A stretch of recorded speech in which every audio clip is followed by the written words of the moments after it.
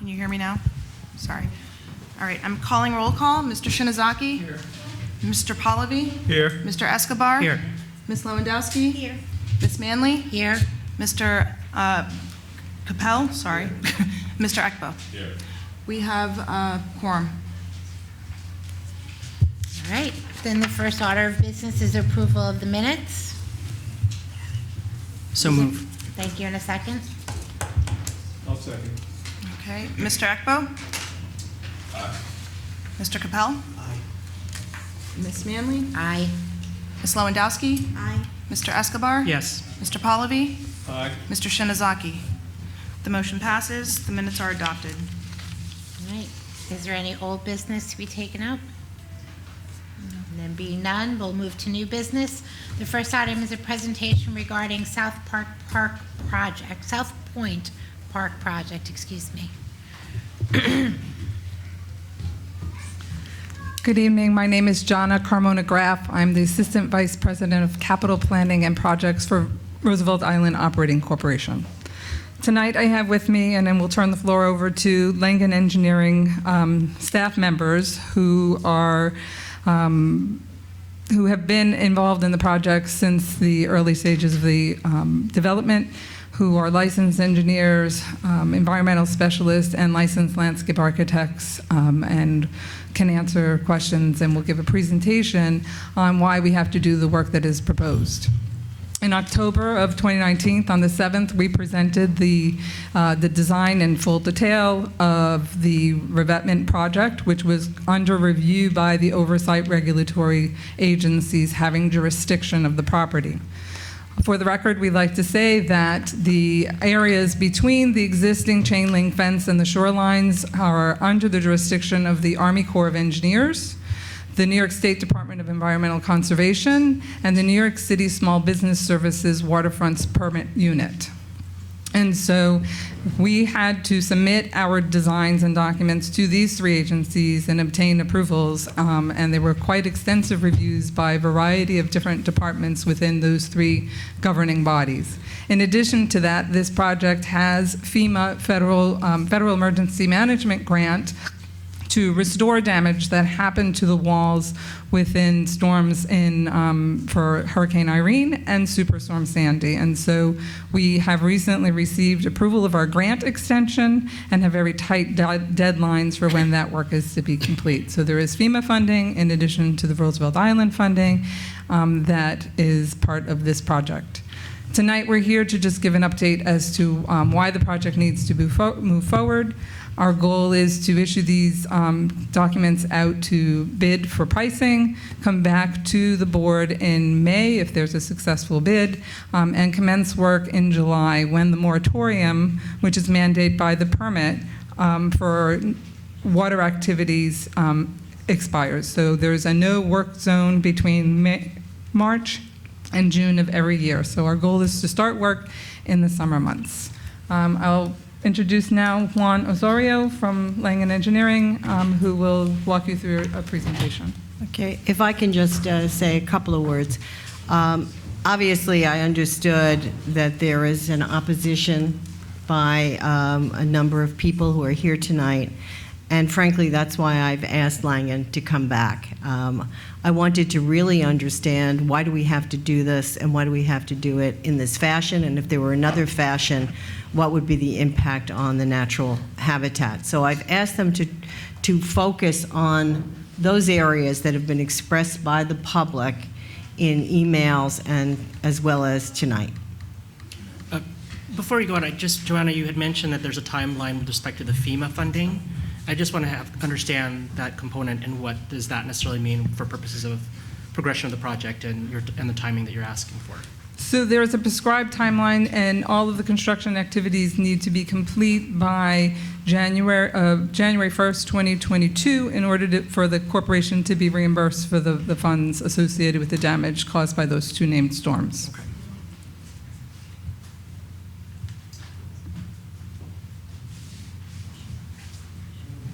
Good evening. My name is Juan Osorio. I work at Langen Engineering. I'm a senior project manager.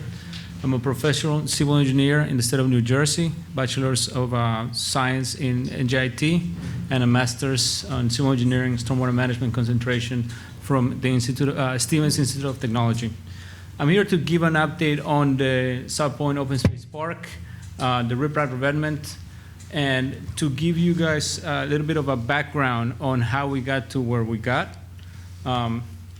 So if you're not familiar with the project, we're located between the Fort Freedoms Park and Cornell campus. The highlighted yellow areas are the areas that are today closed off because they're unsafe for pedestrians and the public. So the main goal of the there's something going on. The main goal of the project is to repair the shoreline because the seawalls are failing, and to mitigate the existence of contaminants on the ground. So first, I would like to showcase the seawalls from the water. So we started this project back in 2013. So there's been a lot of investigation that's been going on. These are some pictures from the West Shore. It's important to highlight that Roosevelt Island has done a lot of due diligence into this project, and it started actually back in 1981, where the New York State looked at the walls and deemed them critical. Then in 2001, the U.S. Army Corps of Engineers did a study of the whole entire island and classified this park and these seawalls as critical and in danger of failure. And then we confirmed that information with a sub-consultant and Langen in 2013 and in 2018.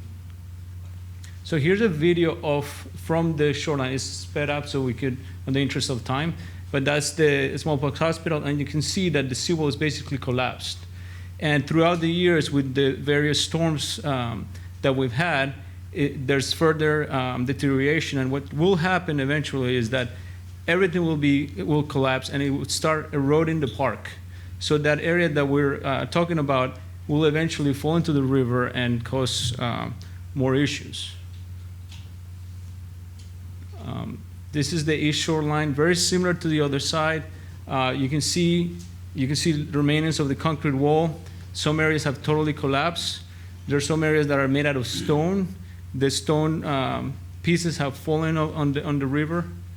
Here's another video. You start with Fort Freedoms Park, smallpox hospital. You'll see that's all deteriorated, and then you see the wall. Most of the top of the wall has already collapsed. If you keep a little bit later, you'll see how in Superstorm Sandy, some of this area totally fell into the river. So this is not a safe area. And the other component that it's important to highlight is that you see everything that's on top of the seawall, all the stones. That's actually construction debris that's left from the Goldwater Hospital. So that's why there's contamination in this area of the island. It's basically heavy metals, mostly lead, and they're very typical from construction debris.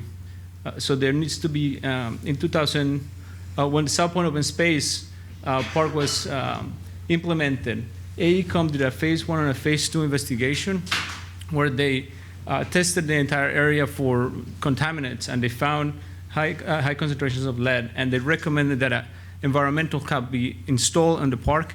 So everything you see and you could enjoy today in South Point Open Space Park has an environmental cap that you're walking over to protect the public from touching the lead.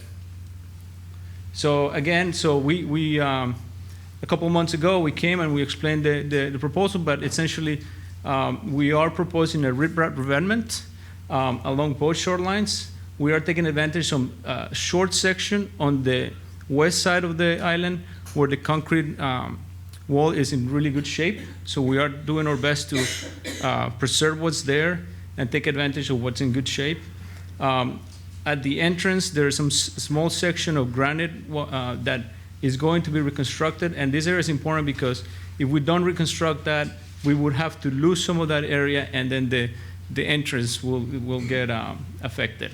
In our briefing almost 10 years ago, they told us that if the wall collapses and it erodes in, that under current guidelines, we're not allowed to reclaim that space. That is correct. So if we lose this land, we never get it back. That's correct. Build new seawall at that smaller space. Correct. That becomes open water, and then it's under the jurisdiction of the Army Corps of Engineers. Can you point out what portion is at risk here on this map? I would say almost the entirety of the 16 linear feet, 100 feet of wall. The only area that is safe, it's what the paved area where we have what we call the lookout. That area is actually in really good shape, and we're just, oh, there's a pointer. Okay, great, thank you. Right there. It's 100 foot of concrete wall that's existing, it's in good shape. We're gonna modify it at a Roosevelt Island standard railing to make it safe, and then you can enjoy the views of the river. During the inspections after the hurricanes, we walked along the riprap and the seawall with some folks. There's substantial undercutting due to tides and storms, so that if you walk on top of the soil there, it's actually falling in already. Correct. And decaying. And So, especially in this area here, yeah. all that wall is leaning towards the river. So it's, Even the surface ground that you see is sinking. correct. So you sometimes see holes through the wall. Sometimes you just see that there's pieces of the wall that's just hanging there by a miracle almost. So it only takes a big storm for this to start falling even further. And you'll see, I mean, the video was very telling, but that video was from 2013. It's already 7 years later. So there's further deterioration that we don't capture on this. No matter what a topping park would look like, at the end of the day, we have to rebuild that whole area to stop the collapse. Correct. And then recap that whole area, so all the grass and other materials that's currently there has to be capped for environmental standards. Correct. So When the we put a path there, or put vegetation there, it all has to be capped anyway. correct. Question, would it have to be capped if it were restricted from public access? Well, I mean, it is ideal to cap it because it's not only harmful for humans but also like wildlife. So you want to have some barriers so animals that get there, they don't eat stuff that's coming from that dirt. It's lead, so lead it stays on your system. So it's similar when you fish. You know, there's fish that you don't want to eat. They're alive, but they have lead inside. So the same thing happens with the wildlife and anybody that consumes these materials. I don't think that's responsive to the question that was asked, though. The question that was asked is whether or not, if we're restricting access as to human access from that area, does it require us to have the capping process or cap process? Right, as purely from the regulatory aspect. If we are preventing public access into that area, are we required to go through the capping process? No, I mean right now it is closed off, so you're not required. It's if you want to use this area, if you want to access this area, even for maintenance, it is advisable that you have the cap. So right now, One of the things that I thought, and correct me if I'm wrong, is that in order to repair the seawall, we need to excavate those areas that everyone wants to protect, and that there's no way, and please, I would be thrilled if this isn't true, but there's no way to repair the seawall without actually excavating the habitats that exist now. Is that true? yes, and I'm gonna go to the next slide so you guys can see. So, I would like to explain. So, well, we are proposing the riprap revetment, right? So the riprap revetment is in response to a resilient design that we're taking into account because, as we all know, New York City is in danger of flooding, climate change. So we need to be more resilient. As a concrete wall, while it can withstand the flooding, it's not as resilient as a riprap revetment, because the riprap revetment, what it does, it mitigates the forces of the waves. It actually acts as a sponge, so water comes in and out, and it softens the hit of the waves. When you have a seawall, there's more danger of collapse because the wave comes much harder, hits the wall, and then it could actually break. But that's on the south of Roosevelt Island. Correct? So in other words, it doesn't apply, that requirement doesn't apply on the waves. That's the point that we're saying. If you go to the city's Department of Planning. Could we, take a look sir, at the sir, wave- you had your chance to speak. This is this gentleman's presentation. If you would, if you were not, I called everybody that was on the list. Let's please let this gentleman continue with his presentation. Could you respond to that concern? About this, Yes. so you're absolutely correct that a seawall will work, and it's a standard practice throughout the United States and the world to have seawalls. But the more we understand about resiliency and climate change, the more we are moving towards this type of design. In fact, the New York City Parks guidelines recommend riprap as one of the choices to prevent collapse of walls and shorelines. So, Juan, if I can, I'm sorry. Go ahead, Susan. I was concerned, because I understand everyone wants to save the habitat, that perhaps the seawall, even though it's not as good, is an alternative. But when I posed that, I was led to believe that even the seawall project, if we were to choose a seawall project, we would still have to excavate the habitats in question. Is that true? correct. I'm going to show you the slide that I had prepared for you. So we originally looked at this project not to have a riprap revetment, but to have a seawall. And actually, this project went through all the permitting process, and it was ready to go out to bid. It had approvals from Army Corps, SBS, and New York City DEC.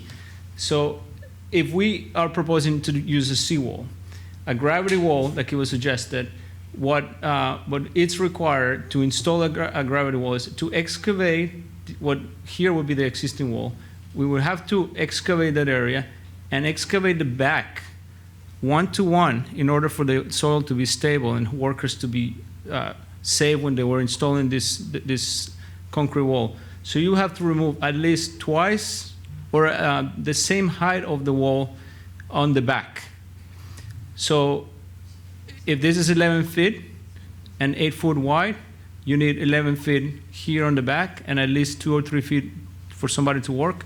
So you will be excavating close to 20 to 30 feet behind the wall in order to be able to install a concrete wall. You're talking about into the park. Into the park. And that's an OSHA requirement for full protection, correct? Absolutely, just for construction only. And in addition to that, instead of, not only do you have to excavate on the back and disrupt the nature here, you have to work on the river because you need dry conditions in order to install a concrete wall. You have to wait 28 days for it to dry. So you would have to work here on the riprap, actually install a dam to make this totally dry, and then be able to work there for a long period of time, and then install the concrete wall. And then you could go back and install the riprap, backfill the back area, install the environmental cap, because there's still contaminated soils underneath. It actually increases the cost because we did cost estimates for the wall. It was up to an order of $15 million to do the wall. The riprap revetment is much cheaper. In addition, you would have to, because you're excavating here, you would have to remove more contaminated soil, and it's very expensive to take contaminated soil from Roosevelt Island to a disposal facility. That's why the EEP encourages for you to keep the environmental contaminants on site in order to mitigate spreading contaminants to other places. So because we have the possibility of installing a cap and it will still be safe, it's more economical to do what we are proposing. And on top of that, we are moving towards the industry trends for resiliency by installing a riprap revetment. So in my opinion, it is a win-win situation for the island to have a riprap revetment instead of a concrete wall. Was the slide previously the riprap? I'm sorry? Was the slide previously the? Correct. I could take it back. So so basically right now the wall would land, the existing wall is close to here. So you don't have to work in the river. We'll just replenish this from the top, So we don't do any work in the water and protect the wildlife there. And then everything can be from the back. Same thing on the other side. So this wall, this is the 100-foot section of concrete wall that is in good shape. We are going to keep that because we want to avoid doing any work. I mean, the idea is to do the least amount of work possible and still make this place safe. But you would have to cut this area. So this is the area that will have to be removed and disposed of. And then we will install a cap. So the next slide is the cap. And I think this is the most important slide out of all, because we all are in agreement that this wall and this shoreline has to be safe for the island, just to keep the land, and safe for the public. But in order to then open this area, you have to install the environmental cap. Now, if it's decided that you don't want to leave the public to enter here, that's a different conversation. But if this park is going to be an open space park for all to enjoy, then it has to be kept. And that requires the removal of the existing vegetation that's there. But in either scenario, either the seawall scenario or the riprap, you'd have to cap it, right? If we're going to open... If it's going to be open to the public. Yes. Okay. And the other thing is, I would like to clarify that the riprap revetment acts as a cap too. So if you see there's a black line, there's a geomembrane there that protects the new clean soil that we install to get from getting contaminated. And it also is a visual barrier, so if somebody's excavating there, somebody's doing maintenance, is new to the island, they don't know that there's an environmental problem underneath, they'll see it. So when you showed the seawall slide, you said it would be like 30 feet. Correct. Right? What's the comparison of the amount of space that's disturbed? So the riprap, it varies. So in some areas, it's up to 30 feet. But that's a limited area because, and maybe I'll go back to the overall plan. So here it's a constant 25 feet of disturbance just for the riprap in this area because it's very similar topography. Here actually varies. In some areas it's 20, 30, but here it's a lot less than you think because we're actually creating some land. Because since we are losing area here, on the west side and a little section on the east side, we actually went to Army Corps and explained that, hey, we are losing land and Roosevelt Island wants to keep as much as the park as possible. So they allowed us to go out here where the topography under the river is actually on our favor. The west side is actually very, very steep. It goes down to about 80 feet in the middle and the slope is crazy over there, so you can't extend out, but in this area, it's actually very, very helpful. You could actually see a little bit in here.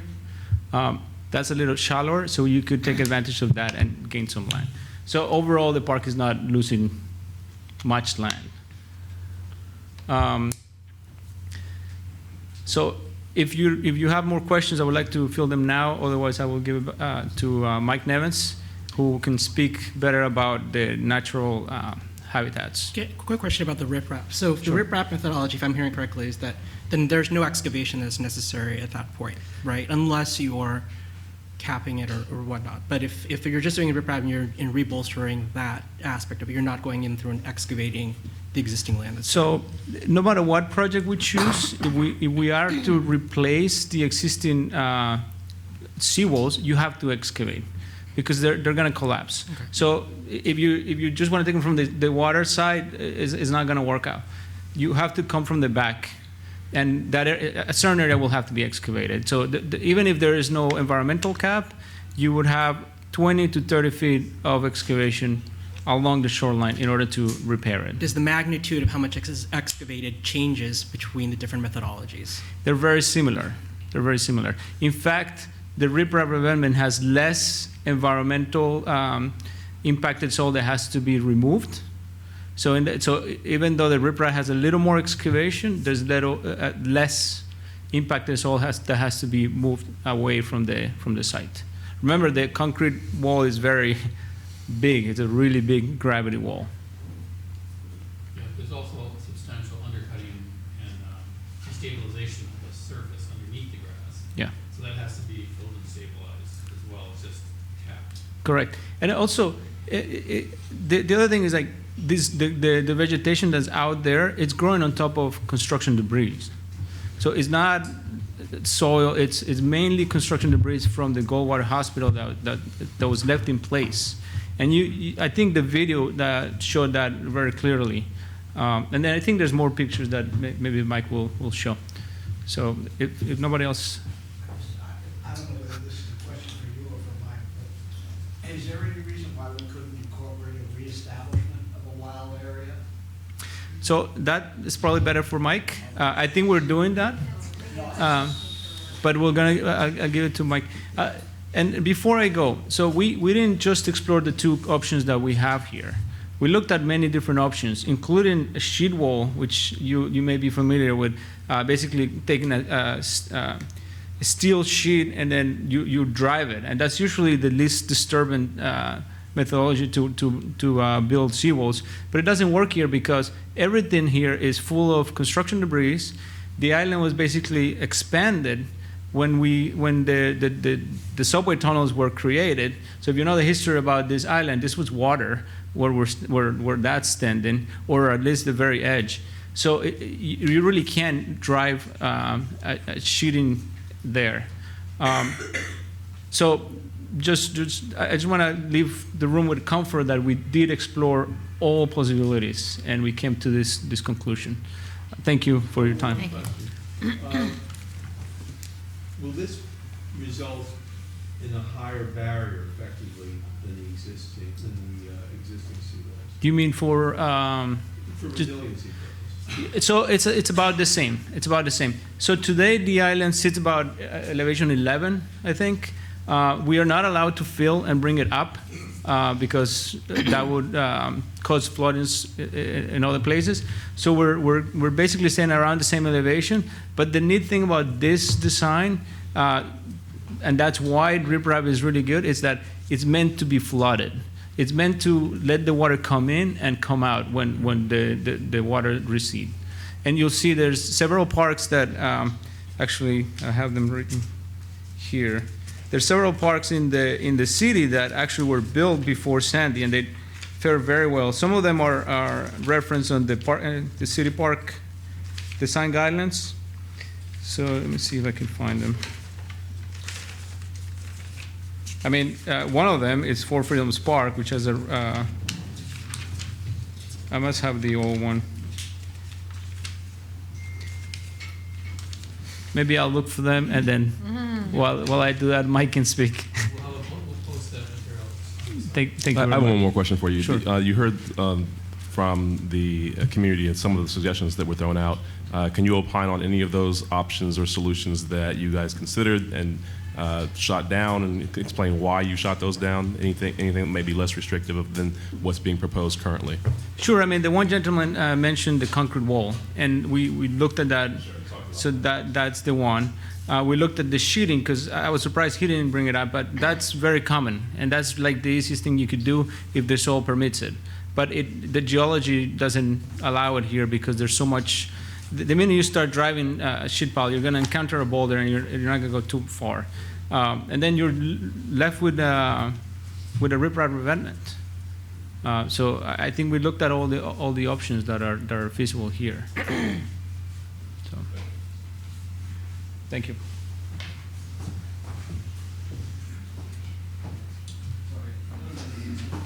Thank you, sir. Good evening. My name is Michael Nevins. I'm a senior project manager in Langen's Natural Resources Department. I've been with the company for over 30 years. In that capacity, I've been putting permit applications together for projects such as this. In addition, I'm also a professional wetland scientist. So I've been very familiar with natural resource and impacts and addressing them and offsetting them as best we can. So.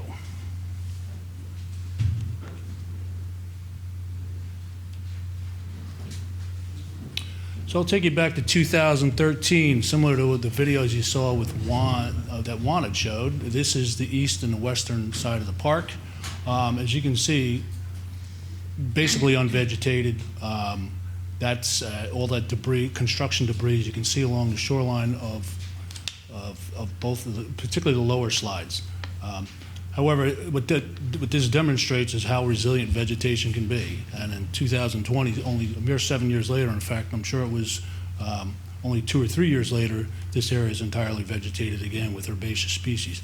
Granted, not the best herbaceous species, a lot of it's invasive, non-natives, Japanese knotweed, mugwort you see in the area. And a lot of these plants, they don't offer wildlife the benefits, the values that native plants do. You do get some native plants that were not impacted. Some of the trees, you do have some black locusts coming in, but they're very young. So a lot of these things come in very swiftly and help to recover. So as far as what we're doing on this project, you can see some of the plants that we're proposing here. This slide doesn't actually show what the names of some of these plants, but I'll go through them.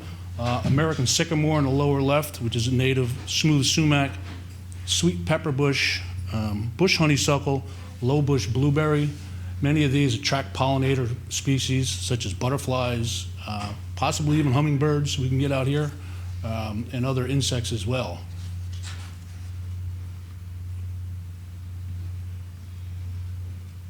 And it's not switching. Oh, I get it. Okay, let's go. Switchgrass, herbaceous plants we have proposed for the project. Switchgrass, prairie dropseed, some fragrant sumac, northern bayberry, which is it's a good maritime plant. It's very resilient to salt spray. So you see it a lot along New York City's coast as well. Proposing a lot of wetland mitigation projects. River birch, also a good native species and fairly fast-growing tree as well. And silky dogwood. Silky dogwood's just a native dogwood, has great stems in the wintertime, so nice red stems in the wintertime for viewing. The bottom line is what we're proposing in the site. We have over 80 trees, and those trees are not small trees. They're very large, up to 14 feet. The caliper on some of them are 4 to 4.5 inches, so we could be over 16 feet on some of these trees. 1,000 different grasses, 500 shrubs, and we have these pocket plantings. So if you've seen any plans, we've got these basically planters, but you won't know they're planters that protect plants from the wave action. And there's over 700 of those that we're proposing along closer to the shoreline, a little bit further up in elevation as well. So through this process, one of the agencies that's missing is the Army Corps of Engineers, but we had to go through the New York State Department of Environmental Conservation. The project affected tidal wetlands. It also affected tidal wetland adjacent areas and waters. So we had to get protection of waters permit from the DEC as well. So the New York State DEC has reviewed and evaluated the work we were doing not only in the water but also on the land in the adjacent area, which is technically a wetland buffer. Army Corps of Engineers, again, they don't regulate buffers or landside areas, but they do regulate activities in the water. So we went through the process, actually, as Juan mentioned, twice. First with the seawall, and then with the riprap revetment. NOAA Fisheries has evaluated the project for impacts, potential impacts to endangered species. They're the ones who required the timing restriction or the moratorium, so which goes in through June 30th. There's a fish migration. Correct. U.S. Fish and Wildlife Service as well. Any project you submit when you're proposing impacts to tidal areas or wetland areas, you always go to the resource agencies. You want to know what kind of threatened or endangered species there may be on a project, in a project area, to see how you can prevent impacting them. And one, I think I remembered two of the projects is Gantry Plaza Park and Queensboro Park, which had the riprap revetments. DeMava Park in Jersey City. So. Yeah, so John has just reminded me of a few things to clarify. So When I mentioned the Army Corps of Engineers report in 2001, so they analyzed the seawall on the entire island back then, and they identified South Point Open Space Park as one of the most critical areas because this is the oldest area with seawall, which is built over 100 years ago. So this is the last section of the island that is in danger of collapsing. The other thing is, somebody mentioned that the path was paved. In fact, the path, the walking path, is meant to be a natural path, and the idea is to reuse some of the stones from the existing seawalls because they're in good shape and they're flatter to create a natural walking path. The Army Corps and DEC actually regulate how much impervious coverage you can build here because it's an adjacent area. It's a maximum of 20%. We are not exceeding that at all. And this is basically pervious. It's not impervious. Water could go through it.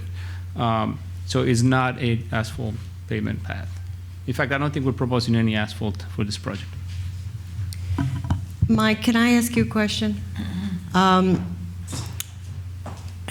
So it sounds like we have to do some excavation that's going to disrupt a natural wildlife habitat. And my question to you is, the plans that you have for the plantings that you're doing, do you have any basis to believe that it's going to encourage wildlife to come back, or what kind of wildlife will be lose their habitat, and what impact will what this plan is projecting have on recreating a wildlife habitat? So certainly we are going to be impacting the habitats there, that is there. I would not consider it natural due to all the invasive species that are there. However, What exactly is an invasive species? so they're species that don't belong where they're growing in this country. Japanese knotweed originated in Asia. Mugwort's another plant that didn't originate here. Phragmites, although we don't have too much of that here. But they just, So we have a lot they're of not that supposed there. to- Correct, as well as others. So the plants that we're proposing are, they're meant to provide habitat. I mean, are the native wildlife, they're used to these plants that we're proposing here. They're used to eating the berries. They're used to eating all the, or making nests in the shrubs as well. So that's the whole idea of creating or restoring a habitat, bringing it back to its more natural environment. We're never going to get the natural Roosevelt Island it was when Native Americans were here, but we can do this and propose this. Can I ask a separate question? Excuse me. The public comment period is over. This presentation is not going on. Can I ask a separate question? Can I please ask a separate question? Which is there a way to achieve the goal of preserving the island in a way that would be less harmful than what you're proposing to the species and to the animal life that's currently living there? So I can speak about that. So in order to create a safe shoreline and actually protect the island from erosion, from storm surges, the current from the river, flooding, you would have to dig at least 25 to 30 feet along the entire shoreline, except where there is the concrete section. If that area doesn't, if you don't want to touch that area, you can leave it. But everywhere else, you would have a sliver of 25 to 30 feet that needs to be excavated in order to build either a concrete wall or a riprap revetment. So there is no other way. So you're saying that the option that's been proposed is the least invasive option? Mr. Brown, do you please come forward? Please. Are you a professional engineer? Yes or no? I'm an engineer. No. Are you a professional engineer? Yes or no? That doesn't. Are you a professional engineer? Yes or no? No. Right, Do you have a degree in engineering in any form? Yes, I do. In what form of engineering? Software engineer. From what university? Yale. Okay. Do you have a civil engineering degree? No. Is this, can is we go not- back to the present? Can we, wait, excuse me, the question on the floor. I'm gonna Is send you there an a email and least show you that you're wrong, Mike, invasive, okay? least You guys gotta invasive listen to the way community to figure achieve out the how to make same this goal? right. Is there a least invasive way to achieve the goal of preservation of the habitat? So as I mentioned, we looked at several ways, and the least invasive way would be to build a wall behind. Like if you really want to protect this and don't touch this, you would have to build a wall behind. Which would mean we Which would- couldn't have public access and Cor- you'd be narrowing Still the have to dig open up the area. space. Correct, but maybe you build it where the walking path is. Okay, To protect the rest of the island. thank you. What that also means is that area between the new wall and the river would just erode and disappear. Eventually, yes. So the way I see this problem is that it's a conflict of access. You know, on the one hand, you have public access now, human access through the existing walkway system, and then you have an area, two areas on either side where access is effectively restricted to wildlife. Does everybody agree on that? Mhm. I'm satisfied that there's no solution to the seawall problem that does not disturb the area that currently now is restricted to wildlife. But the question arises, is there a way to restore that after the disturbance? For example, this walkway that you show here on that slide, in lieu of a walkway for people, could that be restored to a habitat for wildlife? Yes, That's yes.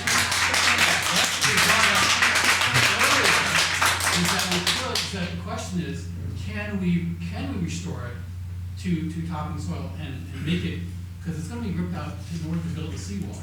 If we do nothing, the land will disappear. Correct. If we reconstruct the seawall to protect us from losing the space altogether, then we have to go through, dig it up, build what we need to build. What we put on top of that, we can work on. Right. But we are gonna have to disrupt that area regardless of what plan we do. Correct. So if the desire is, for example, to replant existing invasive species like you have there today, you can. Or other species. Absolutely, yes. There is no required to have any landscaping. In fact, if you want to make a lawn, anything except anything that is impervious, like asphalt, pavement, that is not allowed by the regulations. But natural habitat, yes. And I think we're doing our best attempt to achieve a natural habitat. I understand the walking path, but that was an effort to. No, you're not. We want no walking path. Thank you. I just have to say, my own person, I'm a relative newcomer here, but I have a lot of appreciation for the wildlife, particularly up to the north end, the geese, the brant geese, the Canada geese. It's fabulous. And so I'm very sensitive to the idea that we should preserve what habitat it remains. Yes.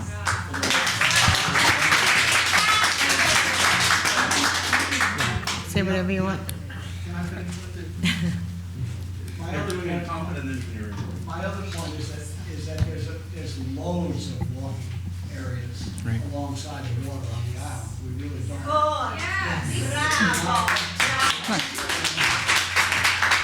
Dave, as a follow-up to your question, I would like to know from Langen, the area that you're proposing for a walking path, is that part of the existing park, or is that part of the land that is being reclaimed because of the loss of land on the opposite side of the island? It's a combination of both. I would say probably 35% of the walking path is reclaimed land or new land that we are creating on this project. And then, Juan, can you explain, if we were to naturalize the edge even further than what's proposed, what would the regulatory agencies require? And would it have to be stone in order to absorb the wave action, or can it be actually native plantings beyond what's proposed currently? So, I mean, we're talking about if you eliminate the walking path, it's somewhat of a redesign. But if you are going to leave it where it is today and you're just going to make it natural, it would have to be riprap because It would have to be what? riprap or stone because of the elevation where it's at. It's at elevation 5, which is prone to flood during major events. Everything will go up to maybe 11. The historic records show that. So yeah, it would have to be armor stone to protect that area. So it would be basically stone, and you could put Are you plantings on it. saying that the Army Corps of Engineers or whomever else would have to permit this would not allow that area that the design has a stone path to be a natural grasses or whatever? Well, they would. It's the engineering that doesn't allow it because that area is at elevation 5, which is subject to flooding. And if it's subject to flooding and we have natural air, dirt basically, it would get eroded eventually by the wave action. So why couldn't you sacrifice some more depth there, you know? My point is that there should be, I'm sympathetic to the argument that there should be an area reserved for wildlife. Thank you. There's a way to do that by eliminating the walkway, do whatever you have to do there in terms of the riprap, and then move back and plant an area inside of that. It should be reserved for wildlife. How large an area on your design is the creation of a natural habitat? I don't really have an understanding of So that. 1.75 acres is grassland and planted area. Wooded, herbaceous, along with the riprap as well. Oh, just to the point as far as taking this area, this riprap, where the walkway, the stone walkway is, we couldn't plant that at that elevation that it is now. It's too low. Every plant that we put out there would die or get washed away with every other storm. Right. So we'd have to come up. Move back to where it's higher. Bring it up. Then why can you have a walkway that'll get washed away too? No, it's stone. The walkway's resilient. So, but I'm sorry, is the alternative that's being discussed no walkway and the entire area that's now riprap and then walkway and then habitation, making that all riprap? Is So- that essentially what would have to happen? So what would have to happen is, if you are not to have this walkway, I think it's a redesign. I understand that. And what would happen is you would want to raise that area. So it's that basically that 10-foot sliver of the pathway, you would want to bring it up into the park and just make it adjacent to the existing grass. If I go back to, Yes. I can go back. Real fast. Okay, so basically these are the walking paths, which they're mainly taking advantage of the riprap and creating usable space in an area that would not be used any other way. And this would be the only place where it could actually feel like you're close to the water in the island and not elevated. So what would happen is this could be eliminated, these two pathways, and then this area would just be a little bit thicker, this grass area, which it's already planted. And why wasn't that proposed originally as part of your original proposal?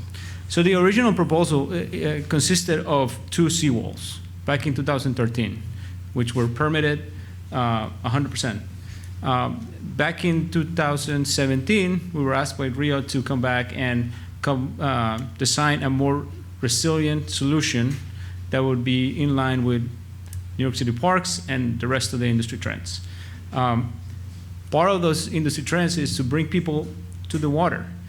In fact, I believe there was some community outreach which we were not part of. Right. Well, and I think that's where the major disconnect is, quite frankly. I mean, and I apologize, I wasn't part of the board at that point in time, but I was on the other side of all of this.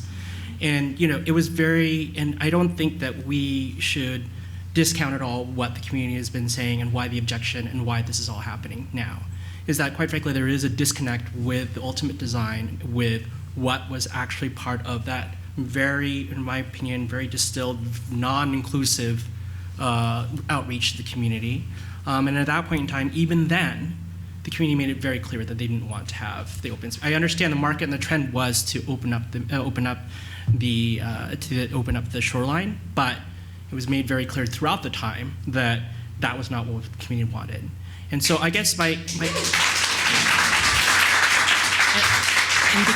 because that's a matter of record, and that was because that was part of the study that Halliday had done, I think that the board really needs to look and consider very closely and request an alternate proposal. And the reason being is because, quite frankly, if that is existing in record, we run into some issues of questions of arbitrary and capriciousness, whether or not we equally weighed all sides of what the community input wanted in context with what the ultimate goal of the project is to be.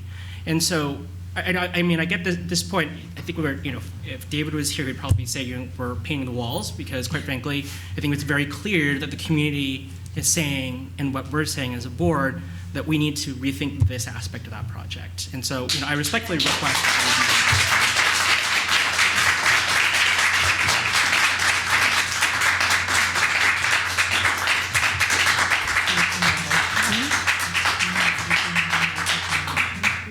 Excuse me, I'm part of the community, I want to be able to get down to the water. Go 200 feet away. Okay, we had the public comment. Is there anything else we need from this? No, this was just a All right. presentation. Thank you so much for the presentation. We appreciate it. Thank you for your time. Thank you. So the next item on the agenda is an update on insurance renewal for fiscal year 2021. Susan, I have one question. I want to know about the trees. I want to know how many trees are coming down and how many are going to be planted. And I haven't heard that, and I'd like to hear, and are we going to try to protect Okay, as just many for- trees as possible?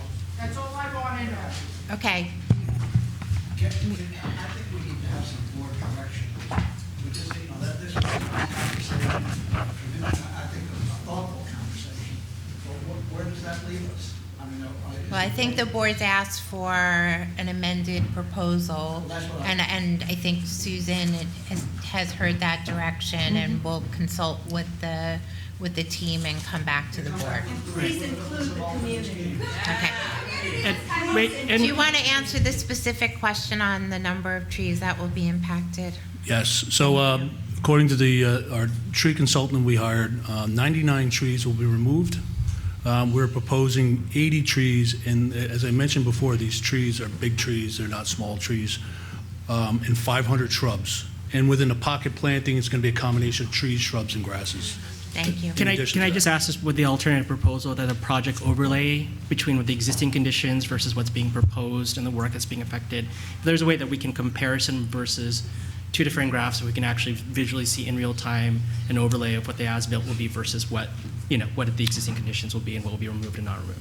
Tree versus tree, basically? Well, I mean, in general, in the totality of the project, because I think that's hard. That's what also is hard in that aspect, including wildlife and trees and whatnot, is to understand what the direct impact and the reduction of how the landscape will completely be changed with respect to the project.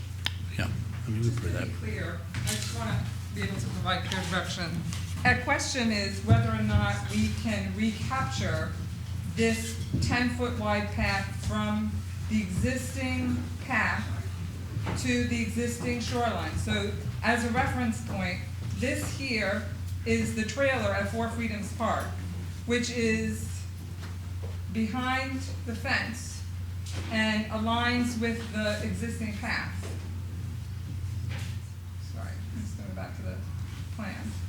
And so what we have here is, from just a naked eye, roughly 85 to 90% of the current scheme is going to be restored to a native natural wildlife and an area that would support habitat.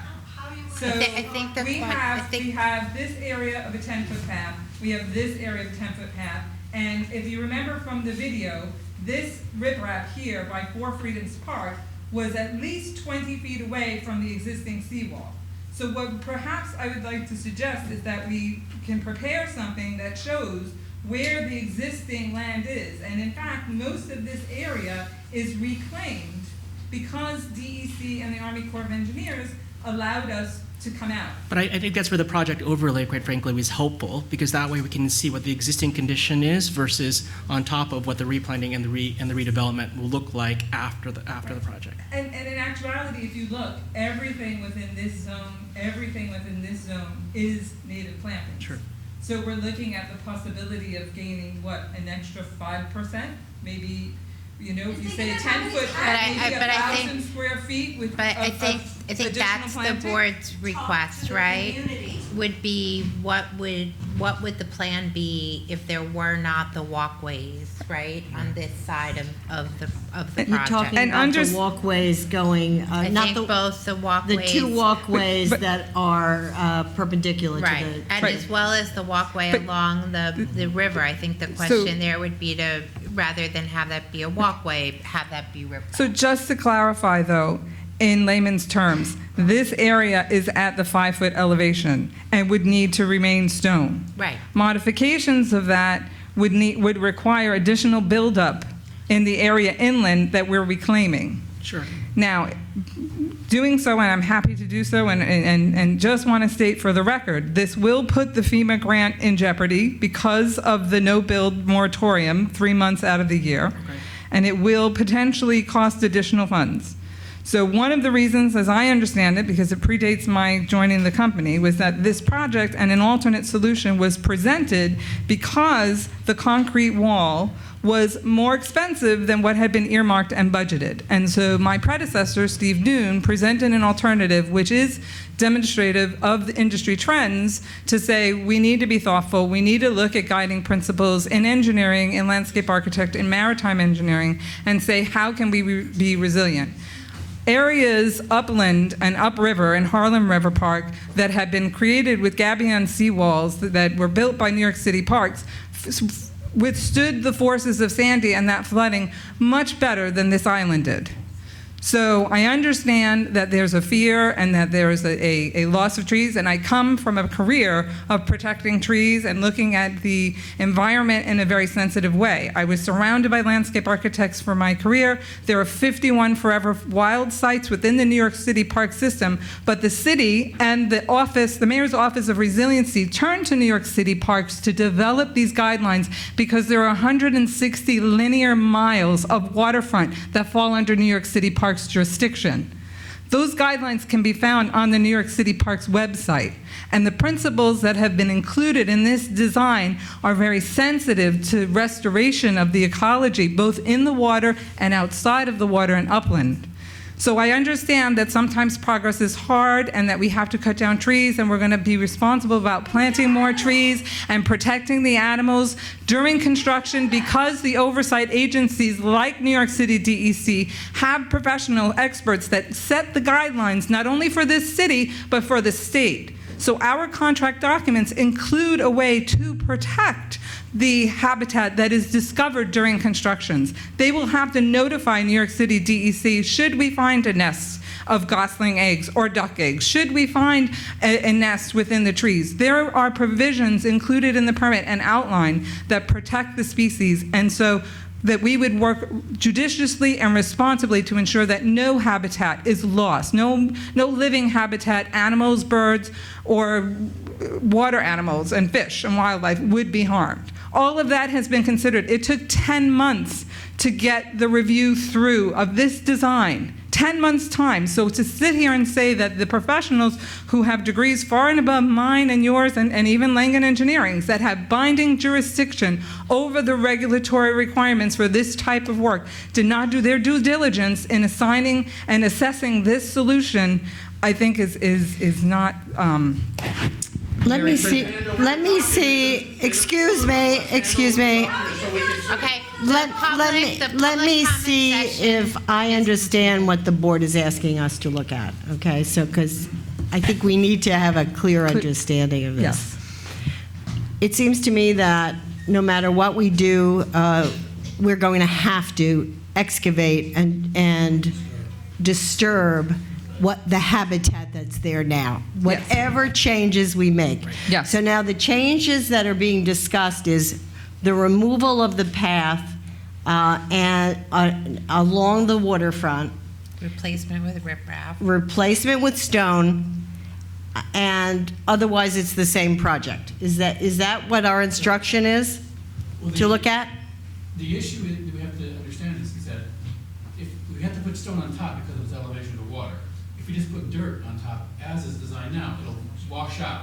I understand. I just want to know what you're asking of us, Yes. because it sounds like what John is saying is it's not going to make that much of a difference in the amount of this new wild habitat that we're going to be creating. The major difference is that there will not be access to the waterfront. What you're looking And at is- so what I'm going to suggest, and we don't have to do it tonight because we haven't even gotten through anything on our, is that we take a board vote on this, because to change the design now to what I think is not a significant change, we're disturbing the habitat anyway, and we're going to create, and Mike is going to help us create a new habitat.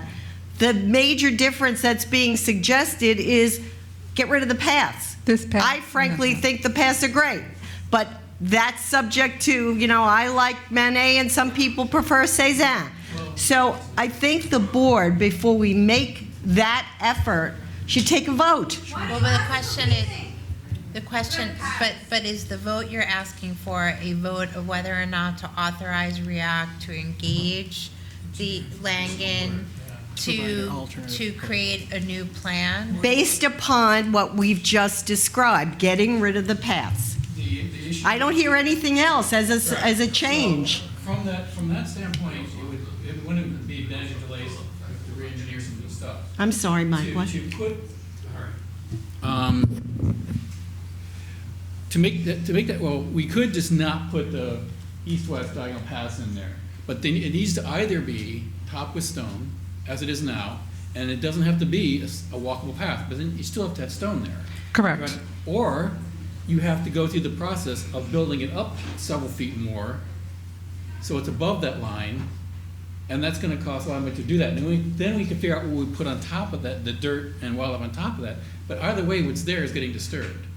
Yes. If we built in, so from. Whatever we Yeah. do is gonna disturb Because if we the do nothing, habitat. it's Well, gonna in wash addition out to to that, sea. if we do Yeah. nothing, we will eventually lose that space. Yeah. permanently. But I wash out think, I to sea. think the only. And we will lose the FEMA funding. The only question, right, is whether, as I understand it, is whether or not you ask for a design without the two perpendicular paths and replace the path that's shown running north-south with It's riprap. either This just all is, stone. I'm Right. sorry, this path here is a stone path. So Right. this path here But is going to what stay What I stone. understand the objection is that that will then have humans a non-walkable walking. path. Right, you'll have a Path. non-walkable path. And just rock. Right. To absorb the shock, or we'd have to re-engineer and build it up. And I think before we go forward with a new, I mean, we're going to have to, and correct me if I'm wrong, we would have to get all new permits if we made these changes? Yes. So Yes. before we go down this road, I really think that the board has to, What we need to. Tell us the to first do thing that. is to, maybe for the next board meeting, because we're gonna go into the freeze anyway, the moratoriums anyway shortly. The overlays of showing what's, so we can overlay 2 layers of showing what's actually getting built out here. So how much space are we losing or gaining on either side? What trees are coming and go out? And if we say, okay, we're not gonna let the public walk along that path, and it's just raw rock, that means people are gonna be able to do it, but it's still not gonna have plants there. We're gonna have rock there. I'm going to, just for the record again, just to state the obvious, whatever solution is proposed, there are 3. Yep. There's the sheet piling seawall, a concrete gravity wall, and a revetment, a riprap revetment. It's gotta go out of the way. So, right, the trees have to be removed. So for geological reasons, we cannot put the sheet piling down because the geotechnical reports do not support a sound foundation for that to land on. So that leaves us with the gravity wall. The gravity wall or the riprap revetment will both need to excavate back to have safe construction operations Yes. to go back. So if we were to go back to a gravity wall system, that's a No, we're not complete. saying go back to the gravity wall system. The only question is Okay. what goes on, once you're done. Right. Building the seawall, what goes on top. Correct, but we're not building a seawall. So the only seawall. Of the riprap. So the riprap. So what I'm saying is that if the question is, as I understand Dave Capel saying, he wants to see, could we increase the native area And why, and the natural area? excuse me, but why can't we do that in the green areas that are shown on that map by restricting access to them?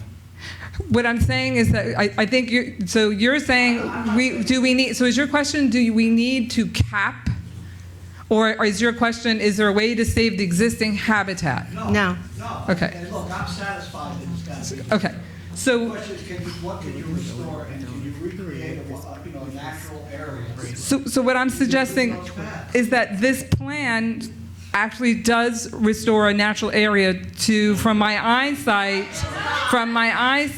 it appears to be at least 85 to 90%, and I don't know if why. So it's more than, it's 1.75 acres. Can I ask, I'm going to go back, excuse me, can I, I'm going to go back to what I said earlier. which One, is that come For back. me, the issue is a conflict between who gets to occupy the space. Correct. People or animals, okay? And my own feeling is that, we've got a lot of access on this island as human beings. And there's a very small area in that park that is, for better or for worse, a little bit wild, okay? How can we protect it within this plan? Now, maybe a way to do it is to fence that area. I don't have your pointer there, but. Right now, those strips are fenced now, aren't they? Yeah, because the areas itself is unsafe. From here, along this path. So this gray line here is the Can't see. So that gray So line. why couldn't this area be fenced and this area be fenced? So the people stay out of there and the animals can have it.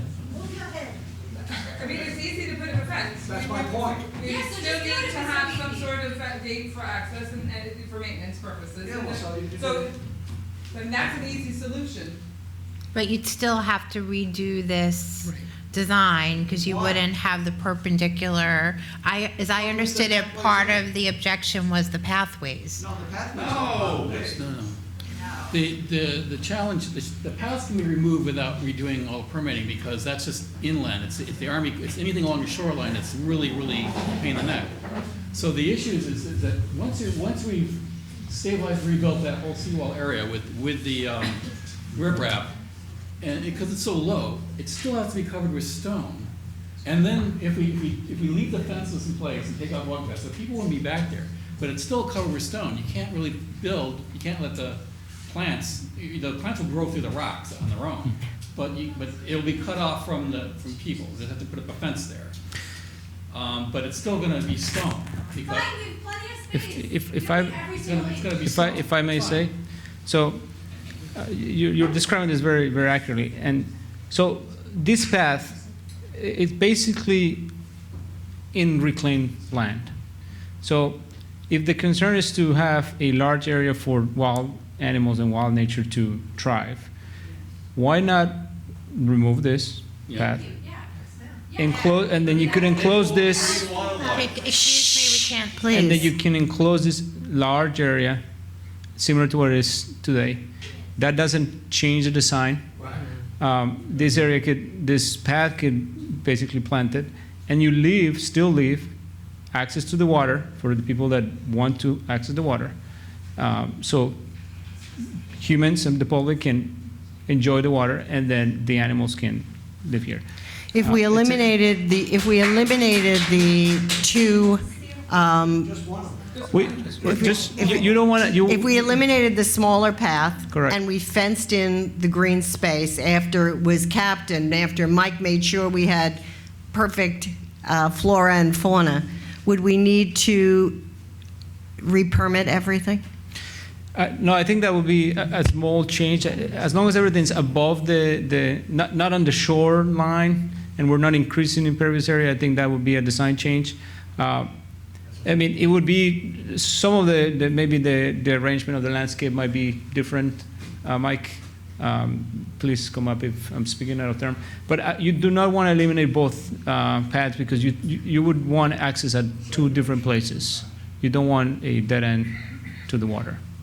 It's not safe. So, Would that satisfy the board if we were to revise the design to fence the area off and eliminate this walking path? Does that satisfy? yes, we want to minimize the inshore impact of keeping the revetment, which has been designed and permitted, and fencing off a maximum amount of space to let it become fallow and wild again. So that having the revetment edge is actually, I think, a more natural result than having a gravity wall. So, access for maintenance, access possibly to the shoreline through the stone paths that are necessary along the shoreline, elimination of that This path. in the middle, Yeah. and fencing. replanting what's shown as grassy paths in there, with wild grasses or similar species Oh. that could flourish there. Yes, the plant palette will be similar to what we have that would support habitat and wildlife, but native species that. So basically, it's inshore work and keeping the important design elements, which were permitted laboriously, on track. Yes. I support that. I would support it also. Okay. All right. Thank you. Thank you. Thank you. Thank you very much. Thank you for your time. So I don't think we need a board vote. No. Okay. So then we'll move to an update on insurance renewal. If you guys could prepare just diagrams, new diagrams showing this and showing the before and after, that is what's going to be taking out. An overlay. Yeah. Yes, we'll provide an overlay. Okay, thank you. Thank you.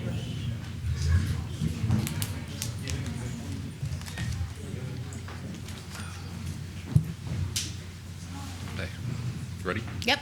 Okay. Hi, John O'Reilly. I'm the Chief Financial Officer. And the first topic that I want to discuss is just to give the board an update on where we are on the insurance renewals. During our last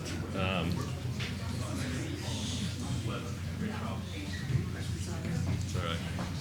I'd rather talk in front of nobody anyway. So at the last, when we did our renewal last year, we presented it to the board in April.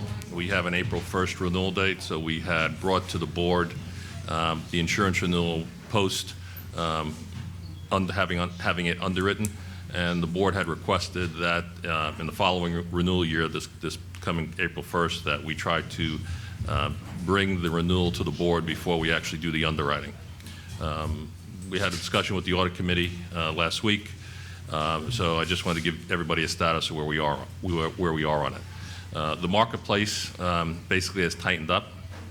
Our broker is here today, and he can discuss that.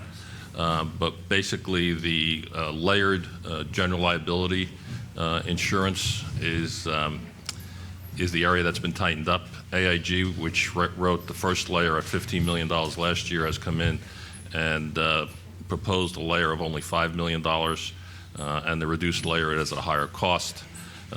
We only got that information, I believe, last Tuesday, a week ago, this past Tuesday. And the additional layers, there's additional 6 or 7 layers that go up to $125 million, have not been marketed, and that we're probably not going to be in a position. We're not in a position tonight to talk to the board about what the current renewal is. So we've done 2 things. One is I reached out to Battery Park to talk to them about insurance. They have a similar renewal period. We talked to the chief operating officer at Battery Park, who runs their risk management group. He indicated he's experiencing the same constraints in the layers and the constraints in the layers. He also indicated that he's expecting a 28% increase in his premium year over year. The other thing that we did is we went out to the insurance underwriters, and we've asked for an extension of time to underwrite the insurance, and they have agreed to the extension of time of 1 month under the current year's rates, which Rich mentioned to me is about a 2% reduction in the rates that we think we're going to incur in this year. But let me bring Rich up, let him talk to you guys about the marketplace and what he's experiencing and some of the marketing he's doing to the underwriters and where he's looking to generate the insurance. Good evening. My name is Richard Familetti. I'm with Arthur J. Gallagher and Company, your insurance broker. I lead the team that places your property and liability insurance. So this is one of the most difficult marketplaces that we've seen in recent memory, and it's kind of unique in that the problem is in the excess layers, the catastrophic layers, if you will. We got actually a very reasonable renewal on the first layer, which is $1 million worth of coverage, and that's the underwriters call that the working layer. That's where we'll see claims pierce occasionally into that layer. So they usually are pretty tight about that. You know, they watch the underwriting very closely. So that's not the problem. It's everything above that. And as John mentioned, AIG, who did the first $15 million for us for a number of years now, told us they were only going to do 5, and we're seeing that across the board. So when we talk to underwriters, they all kind of speak the same language these days, and they use terms like nuclear verdicts. That's driving this. What's a nuclear verdict? The Mandalay Bay shooting, that was an $800 million verdict. Monsanto and the weed killer Roundup was a $4.6 billion verdict. So that tends to have a rippling effect in the marketplace. So what a tightening marketplace, what it means is no one is going to commit to putting out big limits. So we have a tower of $125 million per occurrence. That's done currently by 6 carriers. And they take various limits from 15 million up to 25 million, and that's how we get up to the 125 million. And this year we're seeing a lot of 5s. So last year we were able to do the renewal with 6 carriers. We might need as many as 15 carriers this year to build those limits. So that takes a little bit of time. So that's why we proposed, rather than cobble what we can for the renewal on 4/1, let's get a 30-day extension, and the 30-day extension is at last year's rates. We are literally negotiating with 35 different insurance companies to build those limits. So this gives us a little bit of extra time, and we're looking at a lot of different options, deductible options, limits, who can fit in where. It's like kind of a little bit of a jigsaw puzzle.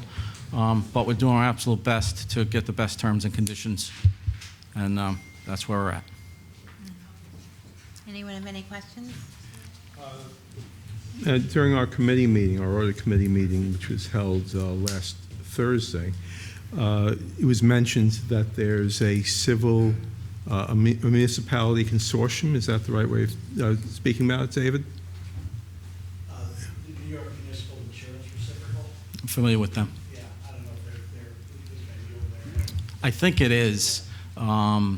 Most of the companies that we've gone to, and we provided a schedule to John, all the different companies that we've gone to, and so far the results have been, many of them have declined the risk, and many of them, the tram is outside their risk appetite. And I'm pretty certain Neimer falls into that category, but I'll double check with them. We do place a fair amount of business with. Yes, we do. Any other questions? Why does this come before the board when there's, at the very last minute, before our stuff expires? I mean, this could have been completed and negotiated in December. We started the process very early this year. So How early this year? we asked underwriting information in October and received most of it in November. Had our submission out the door in December.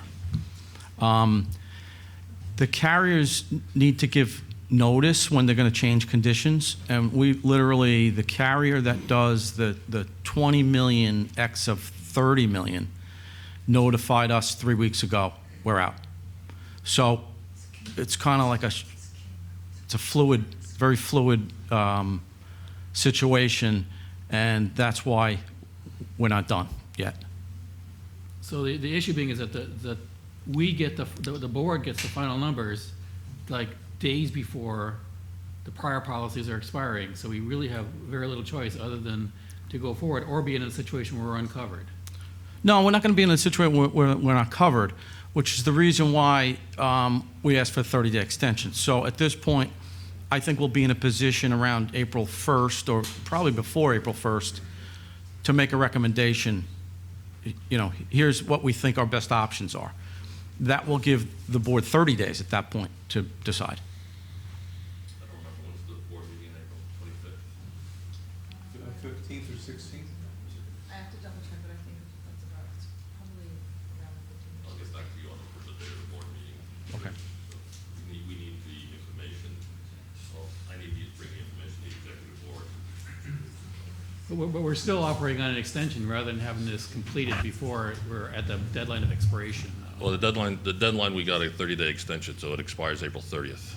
So we have the month of April now, is where it was going to expire March 31st. Now we have an extension to April 30th. I need to have it, if the board meeting's on the 15th, I need it 2 weeks earlier so I can bring it to the executive committee meeting.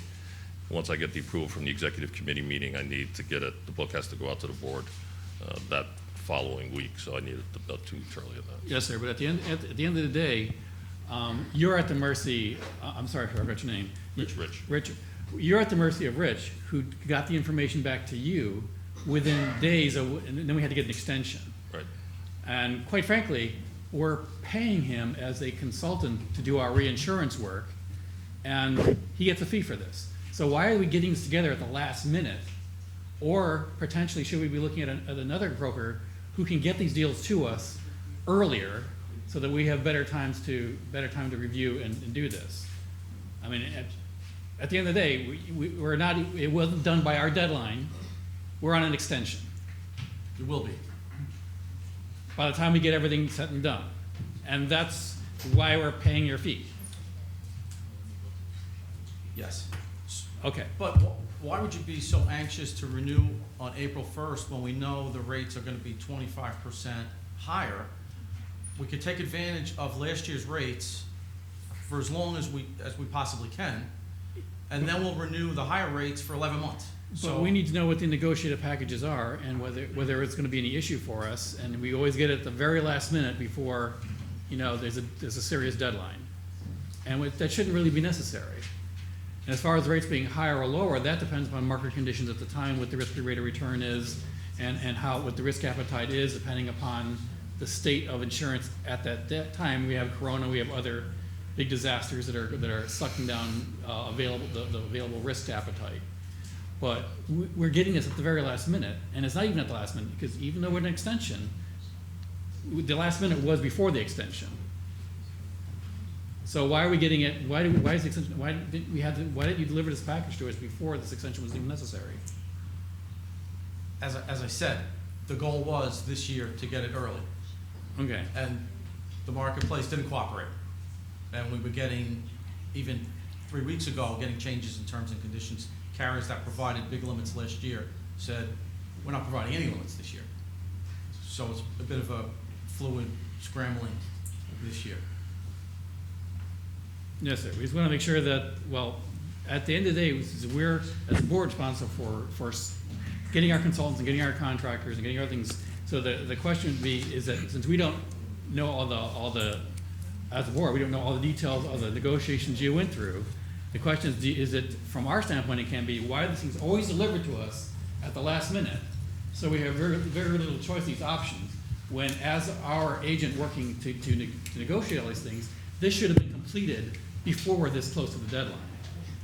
Can I ask a slightly different question, which is, given market conditions, are you going to be able to secure an adequate amount of insurance? Are we going to be able to maintain the current levels of insurance? It's something less than 25% cost increase?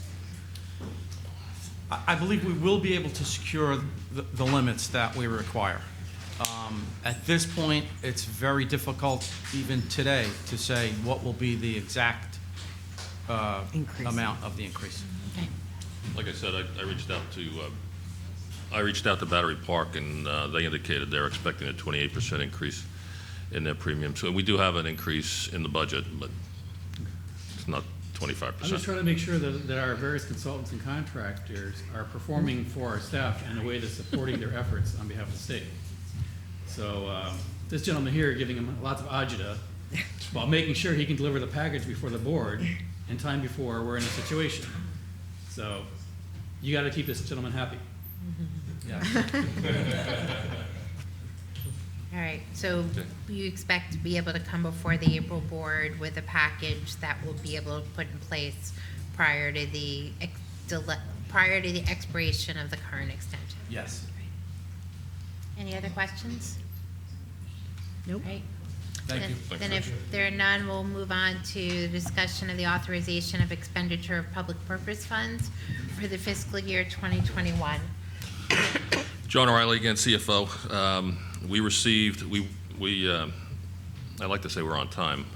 This year we've actually hit the targeted dates that we laid out last summer relative to bringing the public purpose fund back on time.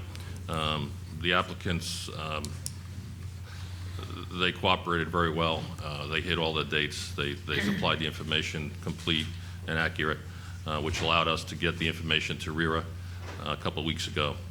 RIRA had their time to review the application. About 2 weeks ago, they actually had the presentations, the live presentations, and we received RIRA's recommendations for the upcoming year, which is in the memo that was sent to the board. And you could see what the recommendations were, and on the following documents that are there, the letter that RIRA gave us, and our recommendation on the awards to each one of the grantees. So it's $150,000 allocated in accordance with that's reflected on the page here. So we would ask the board to approve that, and we will be distributing, if approved today, we will be distributing the funds based on the grantees having all their paperwork and expenses documented for the prior year. We'll be dispersing those funds, half of those funds, in April.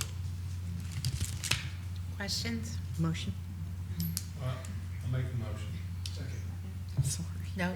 Wrong. Mr. Shinazaki? I think we need to review this more. We can review this in committee. So, I'm going to abstain.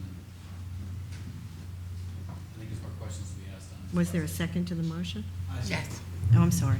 Okay, so you're abstaining? I think we need to review this more with the process of restraints. Okay. Mr. Pallavi?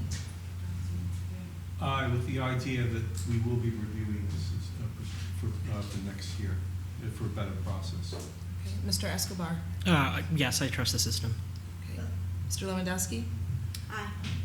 Ms. Manley? Aye. Mr. Capel? Aye. Mr. Ekbo? The motion passes with one abstention. Next for discussion is ratification of resolution in connection with the MTA Q102 bus service on the island. The last board meeting, the board, after public comment from Ms. Judy Birdie, agreed to come up with a resolution of sorts with respect to the pending and proposed plan by the MTA to eliminate certain service to the Q102 bus line to certain areas on Roosevelt Island.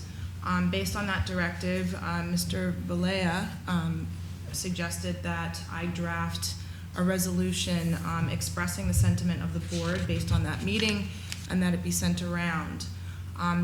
That action was done per his request, and I believe everybody received except for Ms. Manley because she was not here at the last board meeting and was not appointed at that time as a representative to HCR. But that resolution was circulated to everyone that was here at the board meeting, and also Mr. Shinazaki, who was not present at that meeting. And since that time, Should I interrupt? Yes, Yeah. Susan has had an opportunity to give an update, so. Yes, I'm going to suggest that we defer this vote, and I'll share with you why. State Senator Serrano's office reached out to RIOC and wanted to come to RIOC to discuss the proposal to modify the Q102 route. That meeting was held. The senator's office invited representatives from the senior center, representatives from Kohler, representatives from Cornell, and there was a presentation by the MTA. There was a lack of, at least for me, clarity as to why the proposal provided for an elimination of 11 stops on Roosevelt Island. The most significant one being Kohler Hospital, and pretty much everyone at the meeting was outraged by that elimination. And I think, frankly, based upon the outrage and the response, I'm pretty sure that the Kohler Hospital site it'll be modified to include the Kohler Hospital site. With that said, there will still be 10 stops eliminated. And I suggested to the MTA representatives that we have a town hall at Roosevelt Island, that they come to Roosevelt Island, that they meet with the residents and hear what the residents have to say regarding this proposal, and they're willing to do that. So we're going to host a town hall meeting on March 25th. The MTA will be there. We're going to obviously publicize it and ask the residents to come and let the residents speak as to what they think about the modification. During the next couple of weeks, we're working with our Department of Transportation to try to get some idea as to what impact the elimination of those 10 stops will have on the number of passengers that would then be taking the red bus. So we're going to be doing some homework on that, and then we'll also be having that town hall. Interestingly enough, Cornell, the representative from Cornell, was fine with the elimination of a Q102 stop at Cornell. And so I'm not really sure. They felt that their students would have no problem walking. So obviously with the high senior population that we have and disabled population, the Q102 is used by many to get off the island to go to Queens and get to other subways other than the F train. So I think it is a good idea for us to hear what our community has to say before we send, because the MTA has asked me for what is our position, and our position without hearing everything was we don't want any changes. I'd like to also know from the MTA, why is it so important to eliminate 10 stops? I mean, they really didn't come with any data as to how much it was going to save in time or money, and I think I'd like to hear what they have to say about that. The bus has to come to the island anyway. It's taking the That's same right. path anyway. Our traffic speeds aren't that fast that they're saving a whole lot of time. It didn't make any So- sense to me, Mike, that it was so critical to eliminate 10 stops. So I think if they're willing to come here and have this town hall, then before we take a position before you take a position as a board, I think we should hear what they have to say and hear what our community has to say. Well, at the end of the day, whether we issue this proclamation or not, what difference is it? I mean, it's just a suggestion to the MTA saying, we think it's a bad idea. So if we issue the proclamation, It's not going to make a difference. I'm just saying that they've also asked us for our position.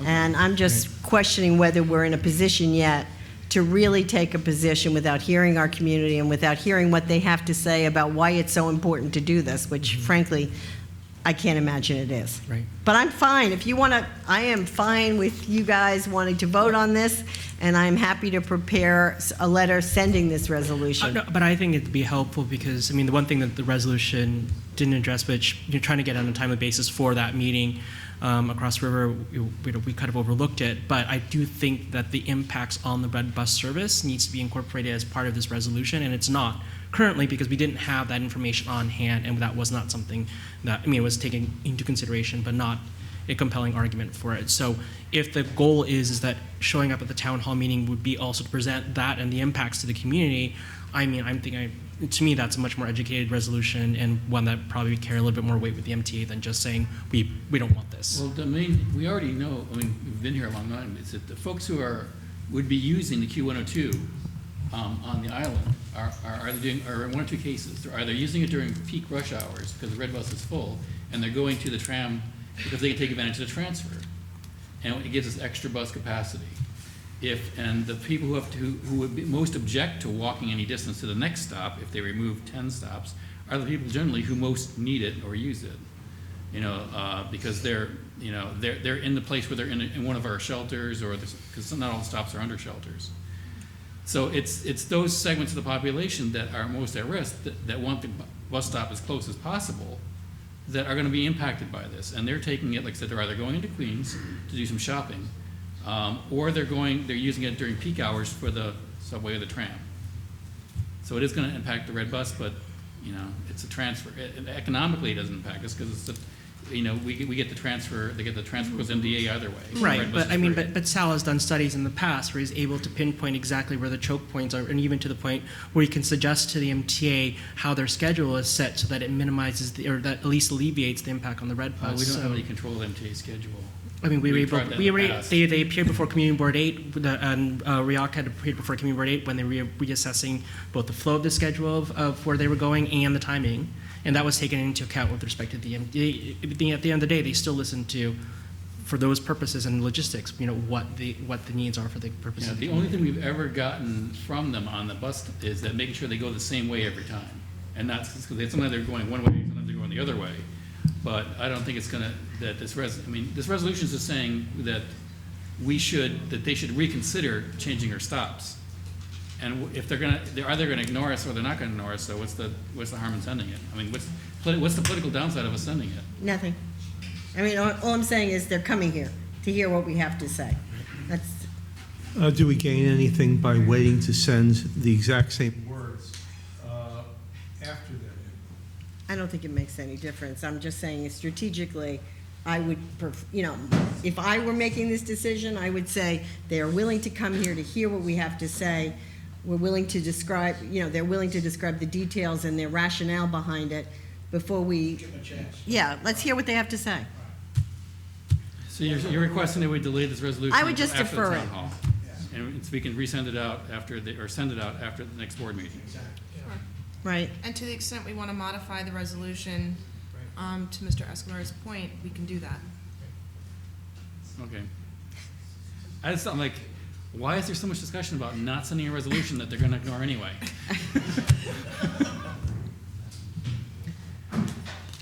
Whatever you tell me to do, I'll do. Should we table it? I would suggest it. Yeah, I'll move to table. All right.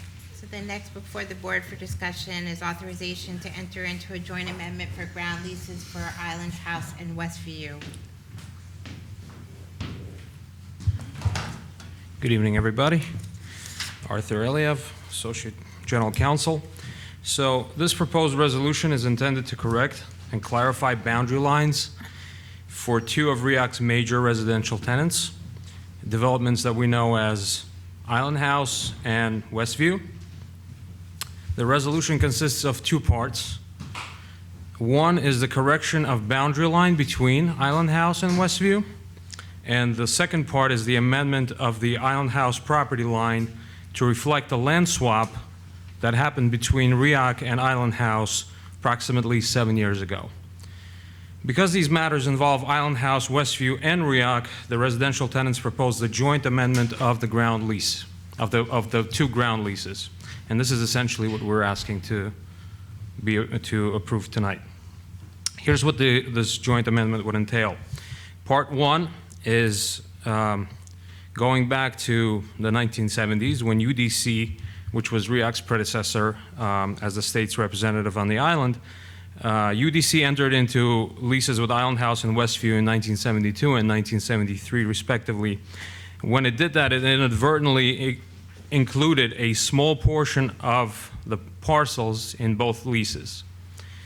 Thus, the Island House parcel's northern boundary was along a straight line, whereas Westview's southern boundary was along a winding driveway that was partially inside what was already included in the Island House parcel. This didn't present a major problem for many years because Island House and Westview were under the same ownership. However, this lack of clarity now that they have separated may end up causing a lot of problems. Therefore, Island House and Westview agreed between each other to redraw the border in the middle of the driveway. This will cause no change to the overall property lines of the leased properties, and RIOC has no reason to object to this proposal, which would actually seek to fix the apparent mistake of RIOC's predecessor. The second part of this proposal, of this joint amendment, would deal exclusively with the property line between RIOC and Island House. So the second part doesn't involve Westview. This is just RIOC and Island House, because some years ago it was discovered that Island House property line ran through a part of the former of a playground area. It's a former playground behind the Good Shepherd Plaza, between Good Shepherd Plaza and Island House. If you could picture that, behind the Good Shepherd Plaza and Island House, there's a small area that was a playground at some point, and through that playground, the property line would actually run, and that wouldn't make a lot of sense. The entire area of the playground, including the apparent RIOC's portion, was enclosed by a fence, uniformly covered with the same material, and maintained by Island House all these years. Previous RIOC administration agreed with the owner of Island House that it would make more sense for Island House to run that entire parcel because it owned most of the parcel and maintained the entire parcel for many years. So RIOC's former administration agreed for them to take over the entire parcel. However, it was agreed that in exchange, RIOC would receive back from its lease with Island House a small, similar-sized portion of the land which is next to the driveway between Island House and River Cross. And that's where currently RIOC has a landscaped area with the plinth located that showcases various pieces of art as part of the Island of Art initiative.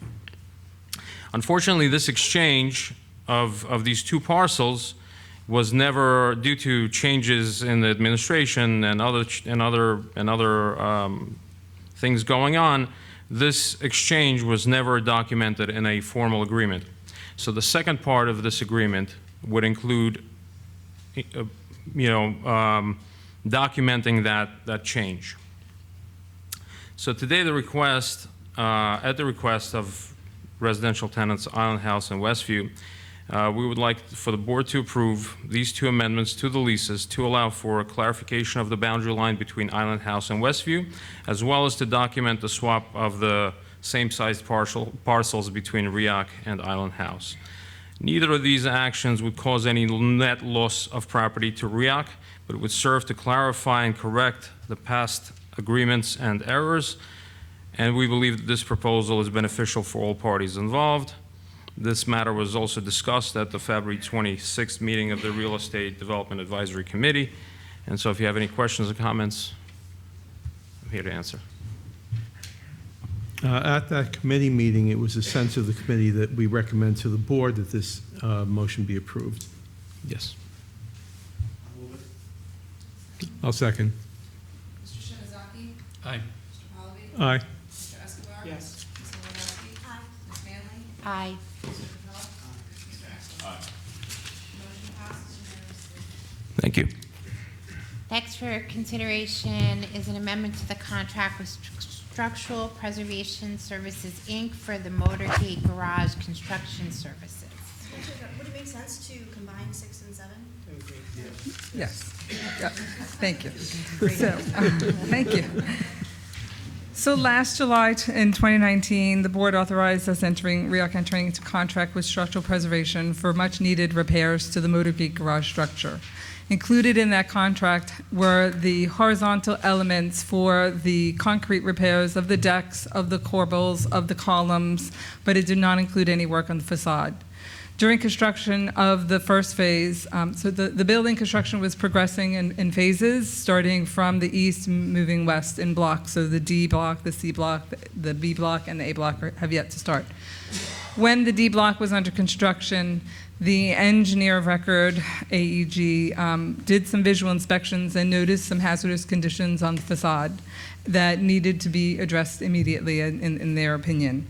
And so we are seeking approval to engage Structural Preservation Systems, the contractor working on the garage, to perform this work on the facade, which is very similar in nature. It is concrete repair, it is ball repairs, it is joint injection, and the pricing that they are providing is similar to what was on the horizontal surfaces, and it will be on the vertical surfaces of the facade. In order to do that, we need to engage the services of the architect and engineer of record, because these drawings would have to be filed with the Department of Buildings. So they would, the second item number 7, would be authorization to allow the architect and engineer to produce those drawings and documents that need to be submitted. So for the structural preservation contract, we're seeking authorization to amend the contract to allow us to do this facade work in an amount of $551,548.13, which includes the work for the facade as well as protection measures that need to happen on the ground plane to protect the public while the vertical work is ongoing. We're also asking for a 20% contingency, which is consistent with the contingency that was approved in the July 19th approval of the contract, so that we can understand and complete the work that might be needed on the rest of the garage that has not physically been inspected because we have not started construction operations. In addition to that, we're asking to amend the contract with Architectural Engineering Record, the AEG Group, in the amount of $116,345 to allow them to perform design services and contract documents, which would be submitted for bid to the Buildings Department, and pricing for the facade work, as well as the interior stair columns. So when we did a punch list inspection for the garage completion in the D block, there were serious conditions observed in the stair tunnel, which provides access from the 8th floor down to the ground level. That was not included or contemplated in the original contract. The architect will now produce drawings, we will get pricing, and determine whether we want to do it with this contractor or with another contractor, and it's an independent bid. We have confirmation from the Structural Preservation Group that the work for the facade can happen concurrent with the improvements that are already contracted. They have manpower and equipment to run 2 crews simultaneously. So there may be some delay and additional time needed, but they expect that they'll be able to complete all of the work concurrent with the work that's ongoing in the garage. Do you have any questions? This was presented to the Operations Committee on the 27th. We discussed this in detail in the February 27th Operations Committee and recommended that it be forwarded to the full board. Only question is, how confident are you in that 13 cents? I know. I'm sorry. I just fairly confident that's the 13 cents. So then is there a motion to approve both the contract with Structural Preservation Services as well as the contract with the AEG? I'll move them both. Second. Mr. Echo? Aye. Mr. Capel? Ms. Manley? Aye. Ms. Lewandowski? Aye. Mr. Escobar? Yes. Mr. Palovey? Aye. Mr. Shinzaki? Aye. Both motions unanimously passed. Next for consideration is the structural design of the generation platform authorized by the First Amendment to the sublease with the New York City Transit Authority for use of Stecker Lab. If it would be helpful, I have hard copies of the presentation, the entire presentation that was given at the RIOC committee and posted on our website for those members who are not part of the committee.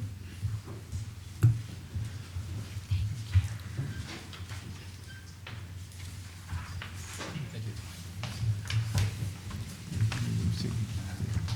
In the interest of time, since it was a long agenda, I abbreviated the presentation to include the pertinent points.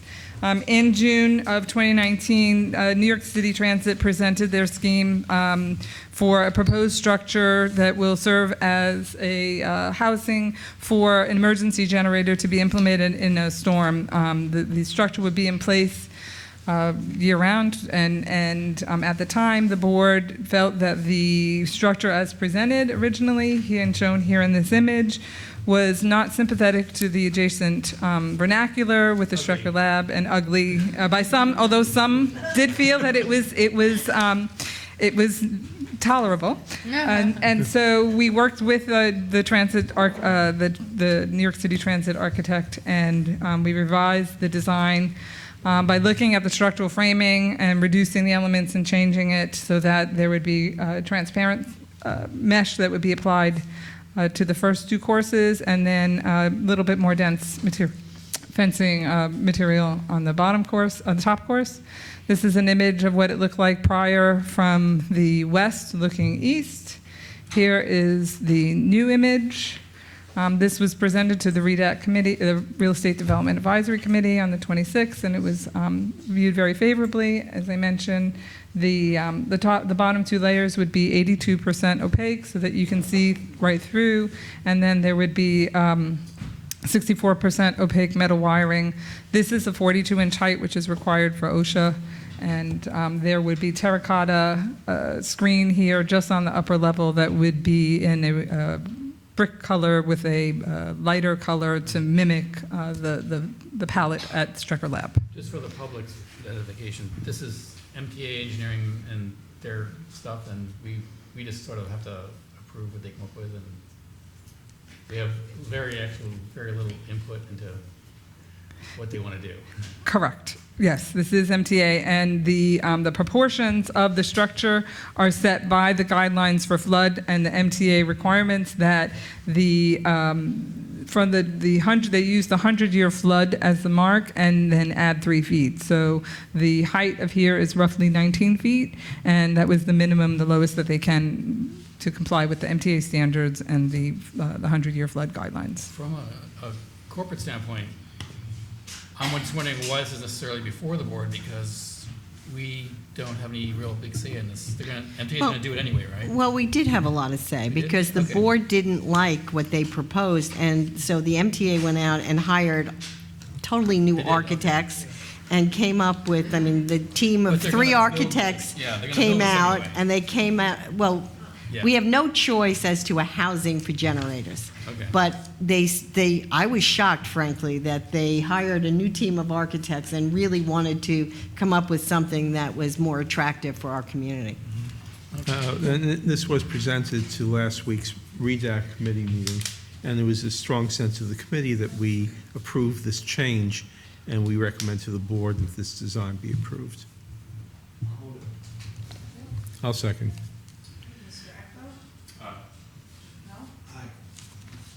Aye.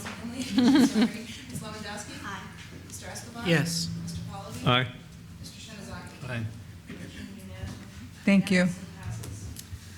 Next issue for discussion is authorization to enter into a license agreement with Citibank City Bike for docking stations.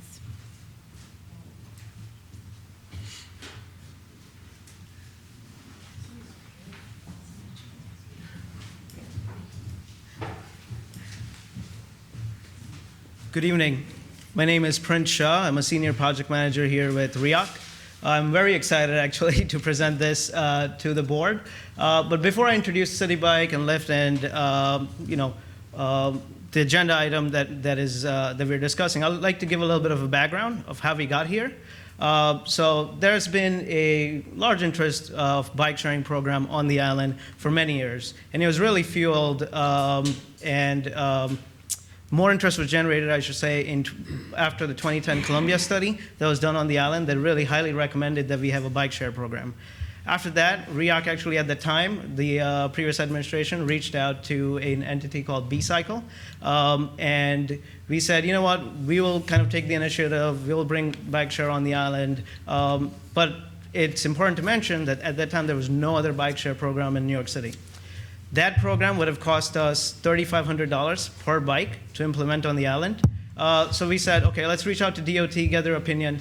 At that time, DOT was actually also negotiating with another entity, which was City Bike, to get bike share across the whole city network. Long story short, eventually City Bike released their phasing plans. RIOC's extension was part of phase 3, or I should say Roosevelt Island's extension was part of the phase 3 plan.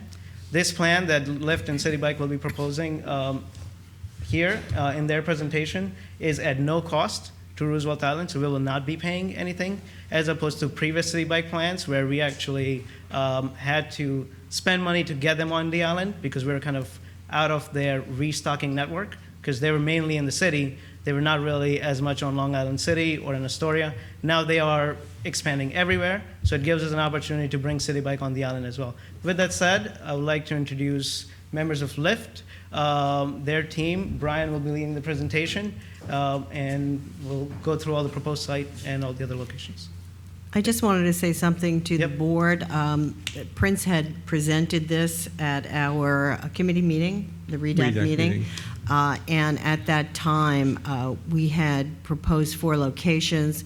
There was discussion by a couple of our board members with respect to one of the locations, and that being on the west side, the 4th most northernmost location. We went back to the Octagon management because the property belongs to Octagon. We don't have control of it. And they were willing to work with us to put the 4th bike station in the parking lot of Octagon, abutting the tennis court.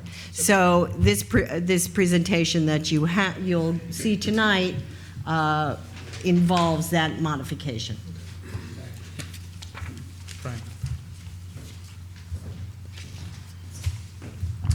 Thank you. My name is Brian Garrity. I'm the Growth Operations Manager for City Bike and Lyft in New York. Thank you for having us here to present this proposal for bringing City Bike onto the island.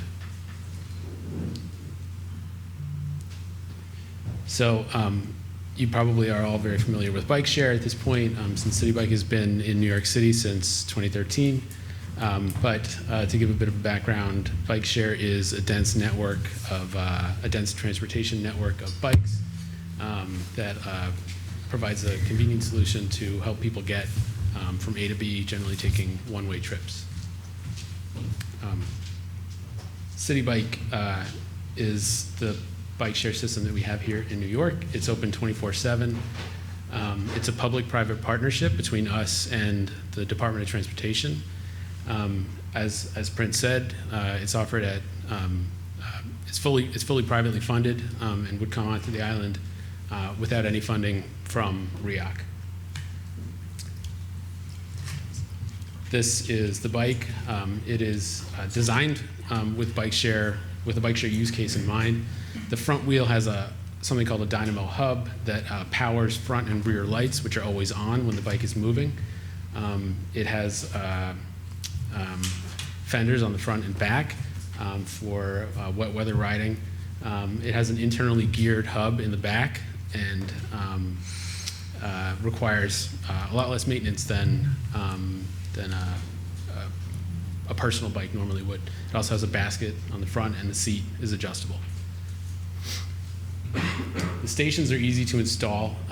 They are placed where they're designed to sit. They're not attached to the ground. They require no construction or excavation at all. It takes 1 to 2 hours to install a station, and then the same for removing one as well. They're not connected to the grid. They're battery powered and solar charged. As I said before, City Bike launched in 2013. You can see the area that the launch area, which is identified as phase 1, was in Manhattan below 59th Street and in parts of Brooklyn. We then expanded between 2015 and 2017 in the phase 2 area, and phase 3 is the expansion that we're currently have just begun, and which includes Roosevelt Island. To date, we've had around 95 million trips in New York City on City Bike. Our bikes generally see more than 7 rides on each bike per day during peak riding season. Our busiest days are around 85,000 to 100,000 trips, and we have 156,000 annual members, roughly. And now I'll talk about the sites that we selected and the process that we followed for identifying those sites. We first met with RIOC and with Prince. We walked the entire island from south to north with the aim of finding room for around 4 stations. The first site that we settled on in the south is at the entrance to South Point Park, and it's identified by the blue highlighted area that you can see there. All of the stations will be around 36 docks and cover approximately 90 feet in length. The stations themselves are about 3 feet wide, and with a bike docked in it, occupy about 6 feet of width. This is the second station, which would be close to the entrance to the tram.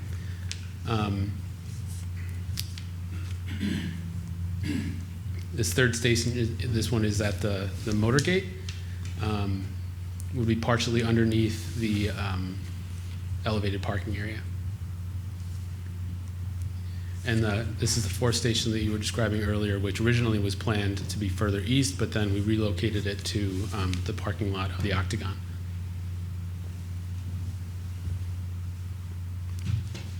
That's it. So, as I said at the committee meeting, we view this, RIOC views this as a pilot project.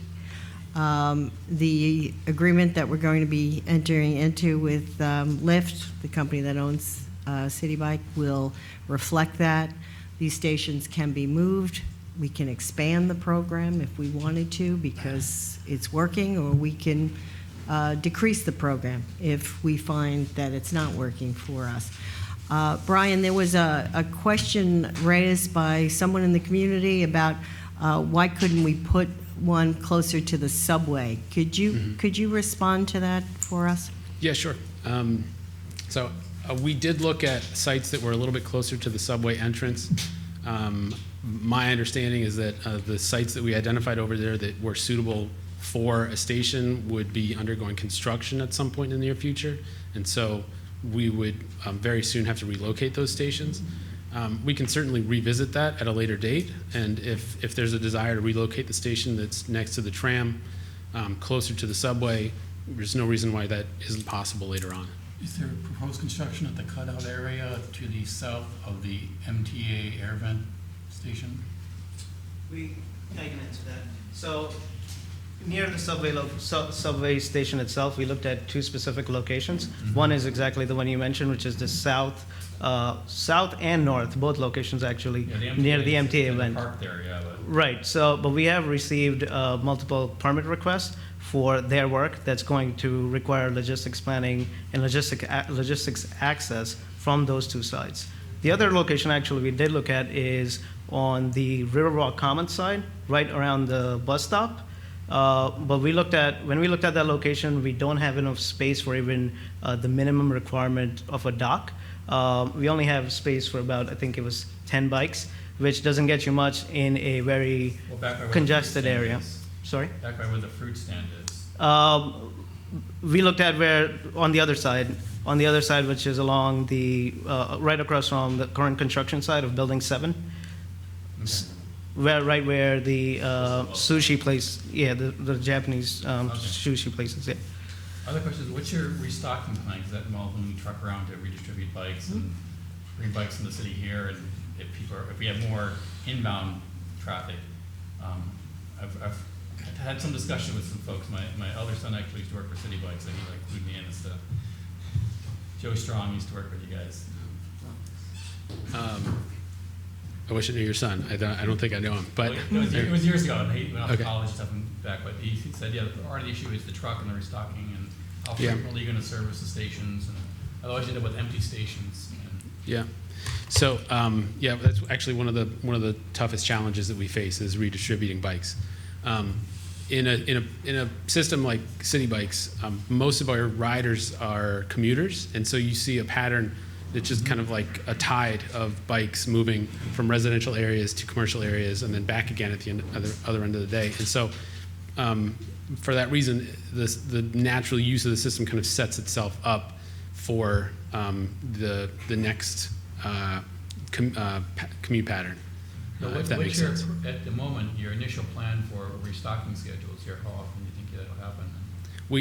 It's hard to say right now. You have to wait and see how the system is used on the island.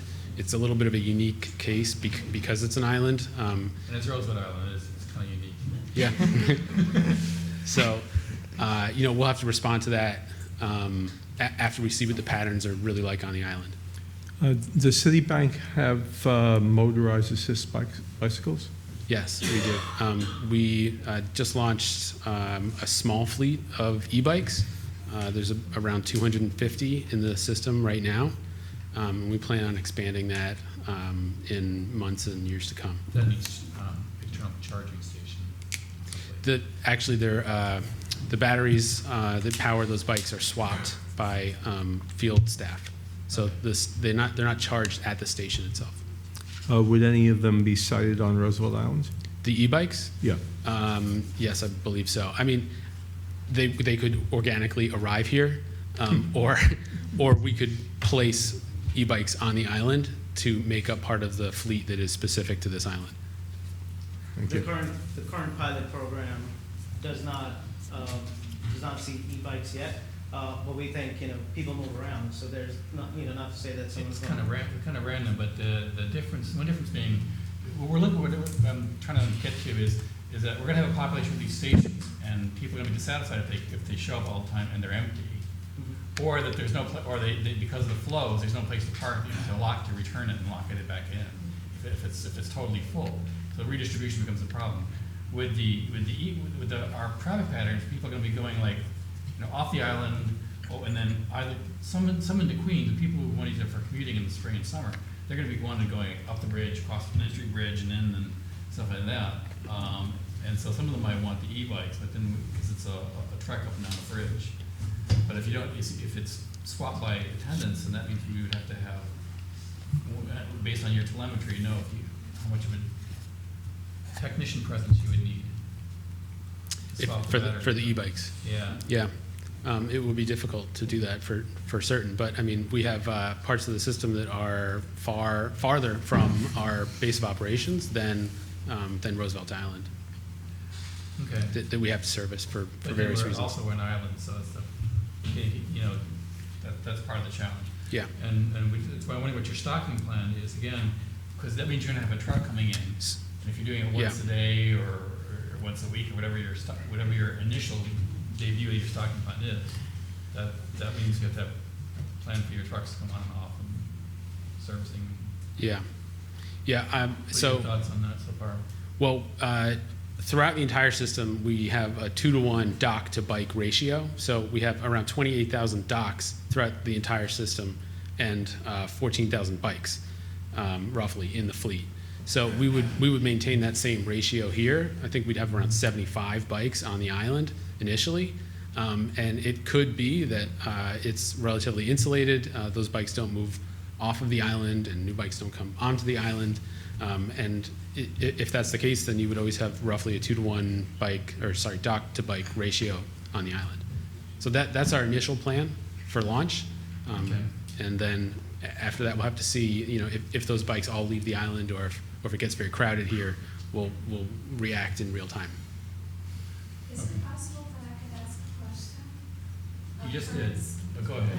I'd like to know, I would like to have some clarity. I didn't quite understand as to why the area by Dwayne Reed was not considered for a city bike station. Sure. So we initially, when we walked all the 3 sites around the subway station, we did take initial City Bike took initial measurements of that area. But granted that there is a fruit vendor, there is about two two buses that stop there, and it is a big subway station, and one of the only bigger public transport system on the island. It gets a lot of pedestrian traffic. So while you have pedestrian overflow and someone trying to take the bike out of a station, it becomes a hodgepodge. But just the range, I haven't measured it, but from the front of the Duane Reade back toward the wall, this is too big to fit there? From the front of the... You look at Duane Reade, it's that cutout, and there's an arc, and that's where the fruit stand is. But there's along the wall of the Duane Reade, yeah. I don't have the measurements, but your rack wouldn't fit there? So looking... It's along the wall? Going east-west? Is that going east-west? So no, going north-south. Going north-south. Okay, so going north-south as well, they need 96? Yeah, they're 90 feet long. 90 feet long linear path, plus clearances behind the bike. So once you undock the bike, there's room so someone can take the bike out and... Right, but there's enough space that you can scooch the fruit stand over a little bit, but just scooch, that's a measurement. But, that's one spot, and he said that the other spot across the road by MTA, they're not gonna let us use that because they're using that space. But I'm sorry, just a clarification. So the resolution is just the authorization for you to enter into the license. And this license, for the duration of the project, we can move around depending on how the project goes, the differing siting of where it is. And in fact, the license that you guys are going through will have a proposed original citations, but if it's set, the community chooses down the line, we can change those at any. So that's what the authorization is at this point. Authorizing you to enter into an agreement which we can terminate, right, which we can modify. It's for a pilot program. So can I move to approve the resolution? Okay, Mr. Shinizaki. Aye. Mr. Pallavi? Aye. Mr. Escobar? Yes. Ms. Manley? Yes. Mr. Capel? Yes. Mr. Ekbo? Aye. Unanimously passes with the exception of Ms. Lewandowski that departed. All right, so the next issue, Ms. Rosenthal will present the president's report. Good evening, everyone. The night is getting late, so I will try not to take too much time. I know there's a lot of things on everyone's mind in addition to South Point Park and City Pike. Probably the most important thing on everyone's mind is the coronavirus. So I wanted to share with the community some of the news that is shared with us on a daily basis from Albany. And will be on our website. I know a lot of people don't read the website, but Terrence, our public information officer, is going to use many different methods to get this information out. We were informed that the New York State Department of Health has developed its own test at the Wadsworth Lab in Albany and received FDA approval last Saturday to begin testing there, as well as at the New York City Public Health Lab. That same day is exactly when we got the news of the first coronavirus patient in New York State. And on Monday, it confirmed the state's second case. As of today, there are 22 cases of the coronavirus in New York State, 1 in Nassau County, 18 in Westchester, and 3 in New York City. The 2 public health labs can complete a test now within 3 to 5 hours, which is fantastic. That wasn't true just a few weeks ago. And they are able to now accommodate about 1,000 tests a day, which again is a huge increase. The State Department of Financial Services is requiring health insurers to make the testing free for any patients, waiving any fees whatsoever or copays. And there is a Department of Health hotline, and I'll share that number with anyone who wants to write it down. It's 888-364-3065. And there are public health officials who are available to answer any questions you want. Here on Roosevelt Island, our transportation department is disinfecting our red buses twice a day. Our staff is focusing on cleaning the buses, the handrails, the stanchions, the door handles, and the steering wheels.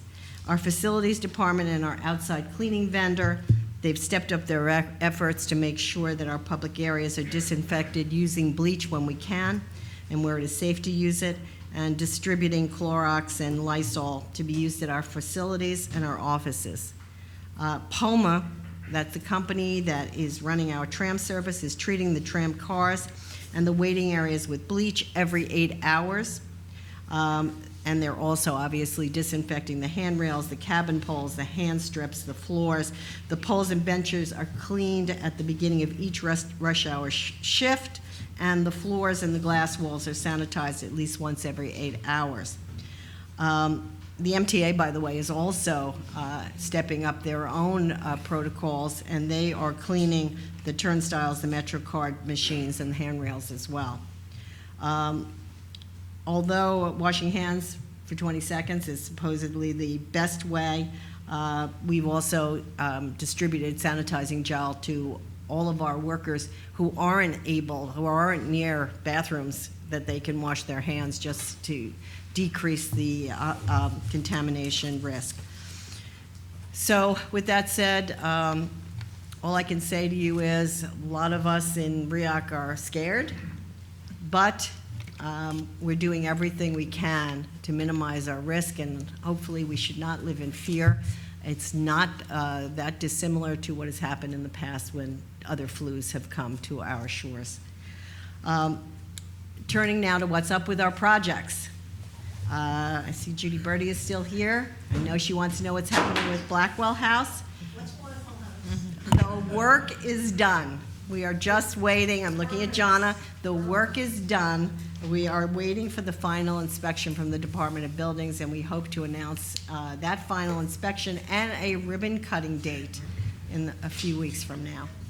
The youth center is done. I don't know if people are peering through the windows, but again, we are waiting for the final inspection by FDNY, and there will also be a ribbon cutting in the next few weeks. Hopefully, I mean, definitely by this spring. At least Jonna has promised me this spring.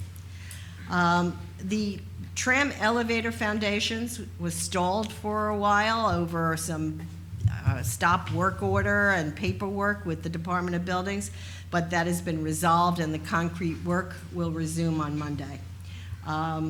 There was also a stop order issued at Hope Memorial. I'm looking at Wendy Hirsch, relating to, again, paperwork because of the proximity of where the Hope Memorial sculpture is to the water. Our experts, including our own expert, has said that we did not need to file because of that proximity to water, but right now we're meeting with them next week to resolve it. We're happy to report that the Lighthouse Park expansion plan's moving forward. As a result of the community meeting we had, our design company has incorporated what the community wanted into their designs, but also to meet with the $11 million budget. We will be sharing that design with the board in, I guess, the next meeting. Is that correct, Jonna? The next meeting, and we will also post it on our website so everybody can see it. We're finalizing our agreement with the artist Amanda Matthews for the Nellie Bly Memorial. She's already started working on it, and the agreement should be finished by next week, I hope. I hope so. And we're still on schedule for a ribbon cutting for late fall for that project. I told you about the MTA meeting on March 25th. I hope everybody comes. Please speak to people in your building, and Judy, speak to the senior center. Let's get people to come to that meeting, because they're coming here to hear what we want and how we feel about it, and they're here to answer our questions. And finally, on April 2nd, this will be the second in a program that we started with reintroducing RIOC. The first program was at the senior center, where we had our Department of Transportation meeting the public to answer their questions, and on April 2nd it will be both the chief and the deputy chief of Public Safety Department to answer the questions of our community. So please come to that April 2nd between 1 and 2 o'clock at the senior center. Thank you very much. Thank you. Okay, next we have the committee reports. First is the audit committee. The audit committee met last Thursday, February 27th, and the tape of the meeting is available. The governance committee. Did not meet. The operations advisory committee. We also met at the same evening, the 27th. The recordings should be available online. The real estate development advisory committee. met on Wednesday, the 26th. The tape of that meeting is also available. Next will be the public safety report. It's part It's of our. included in the board materials. Wonderful. Next, is there a motion, please, to go into executive session? Second. Mr. Ekbo? Mr. Capel? Ms. Manley? Aye. Mr. Escobar? Yes. Mr. Pallavi? Mr. Shinazaki? And I should just say it's under Section 105 of the Open Meetings Law to discuss the financial condition or issues related to a particular entity. So at this time, we will go into executive session.